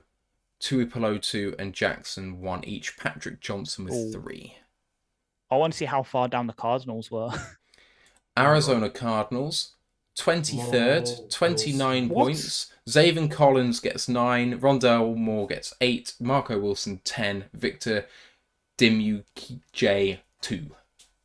All of their scoring players. Mad. Other notable things. So you mentioned the Rams, 28th equal. Ernest Jones getting them the majority of their points with 9, but also got Ben Skoranek at 249 getting them 5 points, and he's had a very good career so far. Other top 10 teams I'll give you then. So we've given you both the 4th equals. I can't see 6. Where is 6th overall? Jacksonville Jags. We mentioned them earlier as well. Lawrence 21. Tyson Campbell 12. Etienne 11. Andre Cisco with 8. 7th equal Atlanta. Kyle Pitts with 12. Aditun Kumbo Ogdenergy, I hate that name, 10. Richie Grant, 7. Jalen Mayfield, 7. Drew Dorman, 8. Taquan Graham, 6. Darren Hall, 4. Good class overall. Who else is 7th equal? The Kansas City Chiefs. They only had 6 picks. Creed Humphreys, 22. Trey Smith at 226 got 18 points. And Nick Bolton got 13. Noah Gray with 3. They only have 4 players that contributed AFE, and they came that high at 7th equal. That's ridiculous. Miami 9th. Jalen Waddle, 19. Jalen Phillips, Javon Holland, and Liam Eichenberg all with 12 points each. Incredible class at the top. And rounding out the top 10. Class, that is. Rounding out the top 10 is the New York Jets. AVT. Zach Wilson with 9. Carter. So Michael Carter has the most points of the entire class. That's not surprising. 16 really points, good. Pick number 261. Was he that low? Yep. Jesus. Because don't forget, Javonte was the UNC back everyone wanted, but Carter was just really underappreciated. Remember them two on the same team at college. That's why Sam Howell was like lauded as a number 1 pick, because he had the best. Diami as well. He had Diami and Daz Newsome and them two, which was just like a wealth of offensive talent. And then he lost them all in 1 year, and that's why he was so bad, because you can't lose that much talent and still be awesome like that. Yeah, right. And then they took Breece Hall last year to go with him. Hall's fit this year. Them two were one of the best 1-2 punchers in the league, like hands down. All right, we've got 2 questions to get to now. We've finished with those shenanigans, but I hope you enjoyed the review of the 2021 class. RJ Graham on YouTube asked, will Broderick Martin start at defensive tackle this year? Yes, later on in the season. I think the question is not will he, it's can he? Because, we've seen enough players on this team who we've not expected to have first team reps do so right from the beginning of the off. Can he? I'm not sure that he can just yet, but there is a conceivable situation where he could. But I think Bugs has earned that right, and I think Bugs will continue to hold that second DT spot next to Aleem for now. And I think we'll see more of Broderick in years 2 or 3, because there's a lot of refinement to be done. That doesn't mean I can't think he will be a great player. I think he will, but I think he'll take a little bit more time, just per se, for me. I agree with you, and I don't think he will start this year. I think he will be a good rotational piece. Honestly, I think Bugs took such a step last year from, honestly, when I saw him first, I thought he was bad. But he really came on down the stretch to the point where I thought it was hard to bring him off the field. So I think it will be Bugs and McNeil in the middle. And on passing downs, I really think McNeil then goes to that sort of 1-tech position with Hutchinson kicking inside, or Romeo kicking inside, or Pascal kicking inside. Yeah. So I really think on passing downs, McNeil's that guy, and on run downs, Bugs can absolutely be that guy. While, I mean, let's not beat around the bush here. There's a long way to go for him. Yeah. He's unpolished, with a huge amount of natural physical talent, and he's a good learner. He's going to have to be. Oh, sorry, go on, Ash. I was going to say, when I said, when the first question got asked, and I said, oh, yeah, probably by the end of the season, because D-tackle is such a high impact position, for me, outside of Aleem and Bugs, I don't see, he's like sort of the next person up in my mind. So, like, if Bugs is injured and we need someone to start for like 1 game in terms of like actual physical start, like on a first down, it'll be him. But in those games, I agree, it'll probably be more Aleem switching between the positions and you moving like some of the big DNs in at 3-tech where you need to. But yeah, in terms of actual like physical start in versus commas, he will. But in terms of number of snaps, he won't get starter level snaps until like years 2, 3. And the thing is, it's such a high gap that he's ascending right now. Because he comes from the CUSA. He spent a few years in the FCS. I mean, people will go, oh, well, Penasini did it. But Penasini played at Utah. He's with the Pac-12. The level of competition is a lot higher. It will have been against a lot of future NFL starters. And there's not to demean anything Broderick's done, but it is a lot rarer that you get the G5 guys come up immediately and start playing, just because they ain't been playing every Sunday against guys who are going to be playing in the NFL as well. So you've got kind of that talent gap to take into consideration as well. But again, this is not demeaning him. I just don't think he's going to, with everything taken into equation, he's going to take time. It's like Demetrius last year. I said he'd make the roster, but I think he'd start because, again, it's a long way to come. Yeah. Final question from Lions 1960, which I am assured is Brent DeWitt by another name. He is back saying, sure hope Brad strikes gold twice. Could Antoine Green make later contributions halfway through the season like the Sun God did? Maybe it's a bit too much to ask for. What do you reckon about Green? I think that with a 7th round pick, maybe there's a bit of a long way to go. But I think, and we're going to do our rookie reviews after I come back from Glastonbury. Off there tomorrow. Can't wait. I think I've seen enough from him at UNC that I think that he can be a contributor before that. Maybe not to Amon-Ra's level, but I think he can do some... I think he can cause some problems, boys. Yeah, and he's got the... When I say the perfect opportunity to do that, I don't mean it quite literally like that, but with JMO's suspension, so people are going to have to step up in that wide receiver room, and he is the best deep threat in terms of speed and that outside of JMO. So we might have that sort of initially you remember Marvin Hall back with Stafford, the kind of guy that you stick on there for like 5 snaps a game, you chuck him a couple of deep balls a game to keep the defense honest. That's a good contribution from a 7th round rookie starting off early, that and some special teams. And yet then you can develop the route running, him working over the intermediate and short range. And yet by the end of the season, he could supplant a sort of Josh Reynolds, Marvin Jones Jr. He could be that wide receiver 3-4. And then going into next year, you've got him, Jamer, and Amon-Ra's really good young wide receiver core to build around. And PFF can go shove their 25th ranking of our offensive weapons right up their jackson. See, I think I mentioned this, but Ash makes a point. I expect him to make a contribution sooner rather than later, because when JMO's back in this team, his snaps are going to go, whoop, or the opportunity for him to get on the field is going to flatline, because he is, right now, with no disrespect to him, a deep threat. But that is all he is. Those intricate routes along the middle of the field, all these little bits, he's okay at, but he's got to get better. He is at his best when he's running verts and you're getting him down the line one-on-one. And he's going to have that opportunity because the middle of our offense is stacked. There's going to be so much coverage on Amon-Ra, Gibbs, all these guys. I think that you can keep a defense honest, like Ash says, put him one-on-one on the outside, get him some good matchups. Because again, you get a lot of NFL DBs coming out the ACC.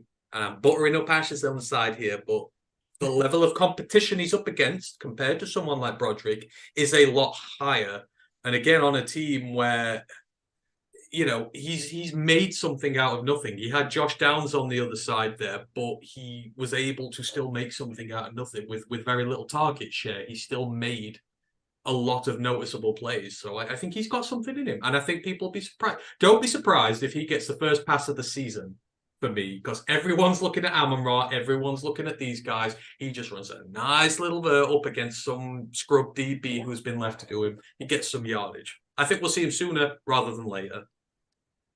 I really think there's more to him than that. I think I've seen enough to say that there's going to be come week 1.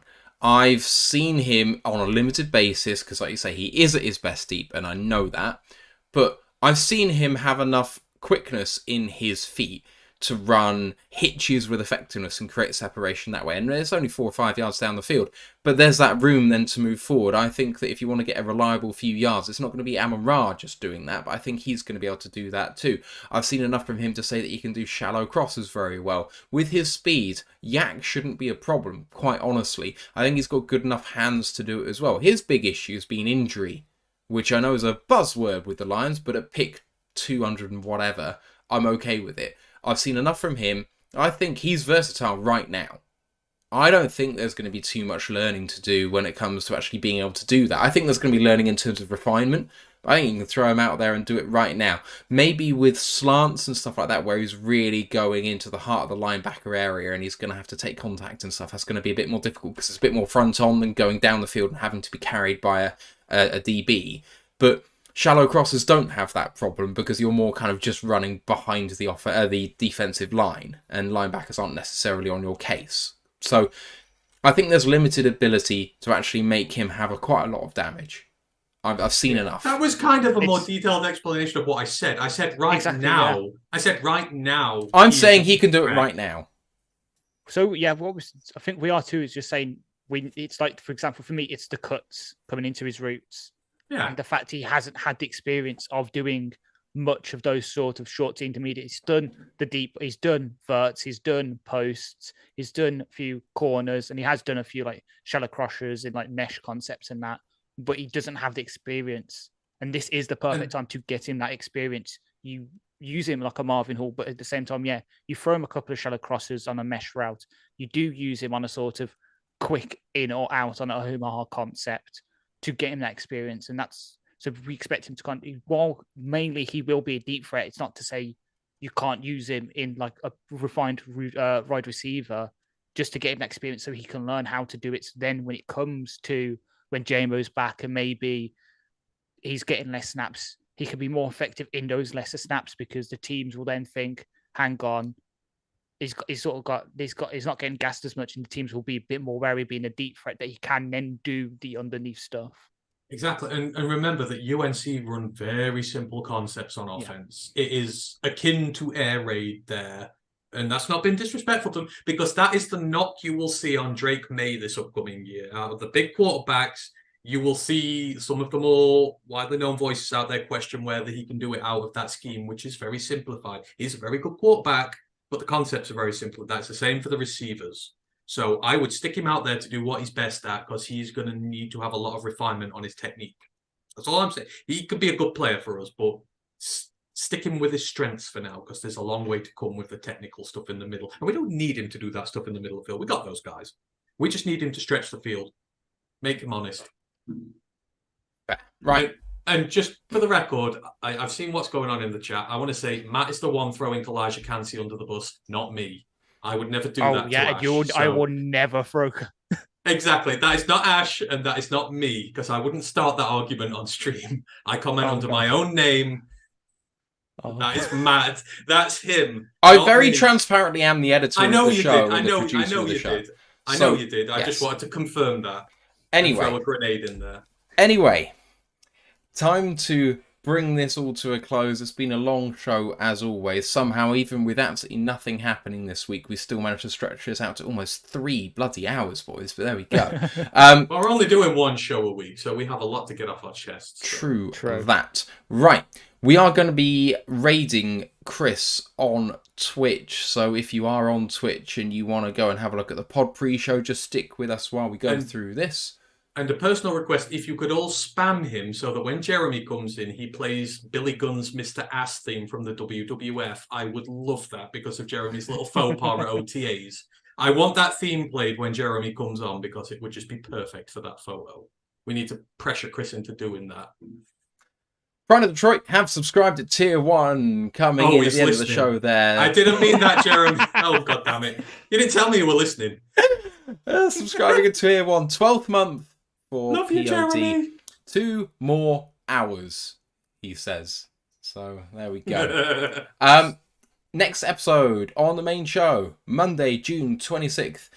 And if you're going to stick with the schedule, is going to be taking you through the 2022 draft review. But if we kick that to the week where I come back, then we do and you come up with something else. But for now, that's what's in pencil. Maybe I might go back because like a 1 year grade. I'm not sure. I might go back and be depressed again. This has been far too happy a week talking about good drafts. I need to go and look at depressing drafts again. And 2020, it doesn't get no better than that 2020. It'll be 2019 instead. Let's go back and be depressed about that. College podcast coming back on Wednesday. CUSA preview and Ryan hopefully coming at you then, so check out that. Bit of Twitch chat going off here. Quirky Zerky says Reisman from the top rope, and Pride of Detroit comment unsubscribe. So buyer's remorse, but no refunds. Our socials, you know where to find us. For all the Lions UK, YouTube, Twitch, Facebook, Instagram, and Twitter. The group on Facebook is Detroit Lions Fans UK 1 Pride Worldwide, not run by us, but our good friend Ryan Farden does do some good giveaways and raffles on there for signed merch. So even if you're not massive on Facebook, do get in there and you could find some good stuff. ROTLUK.com is the website. Don't forget to subscribe and rate us 5 stars. Super chats and super stickers and subscriptions on Twitch and all that good stuff are very much appreciated, but just listening is enough for us. You guys are the absolute best. I'm off to Glastonbury for a week. I'm not on Monday's show next week. I don't think. I'm definitely not prepping it because I am about to eat everything and drink everything for a week and walk about 90 miles in 5 days. So I will see you guys once I've recovered, because it is literally like a 3-day recovery period for that. But thank you for watching. We'll see you on the next episode. We'll see you for the college show. We'll see you for the main podcast on Monday. But for now, let's go Lions. One Pride. One One Pride.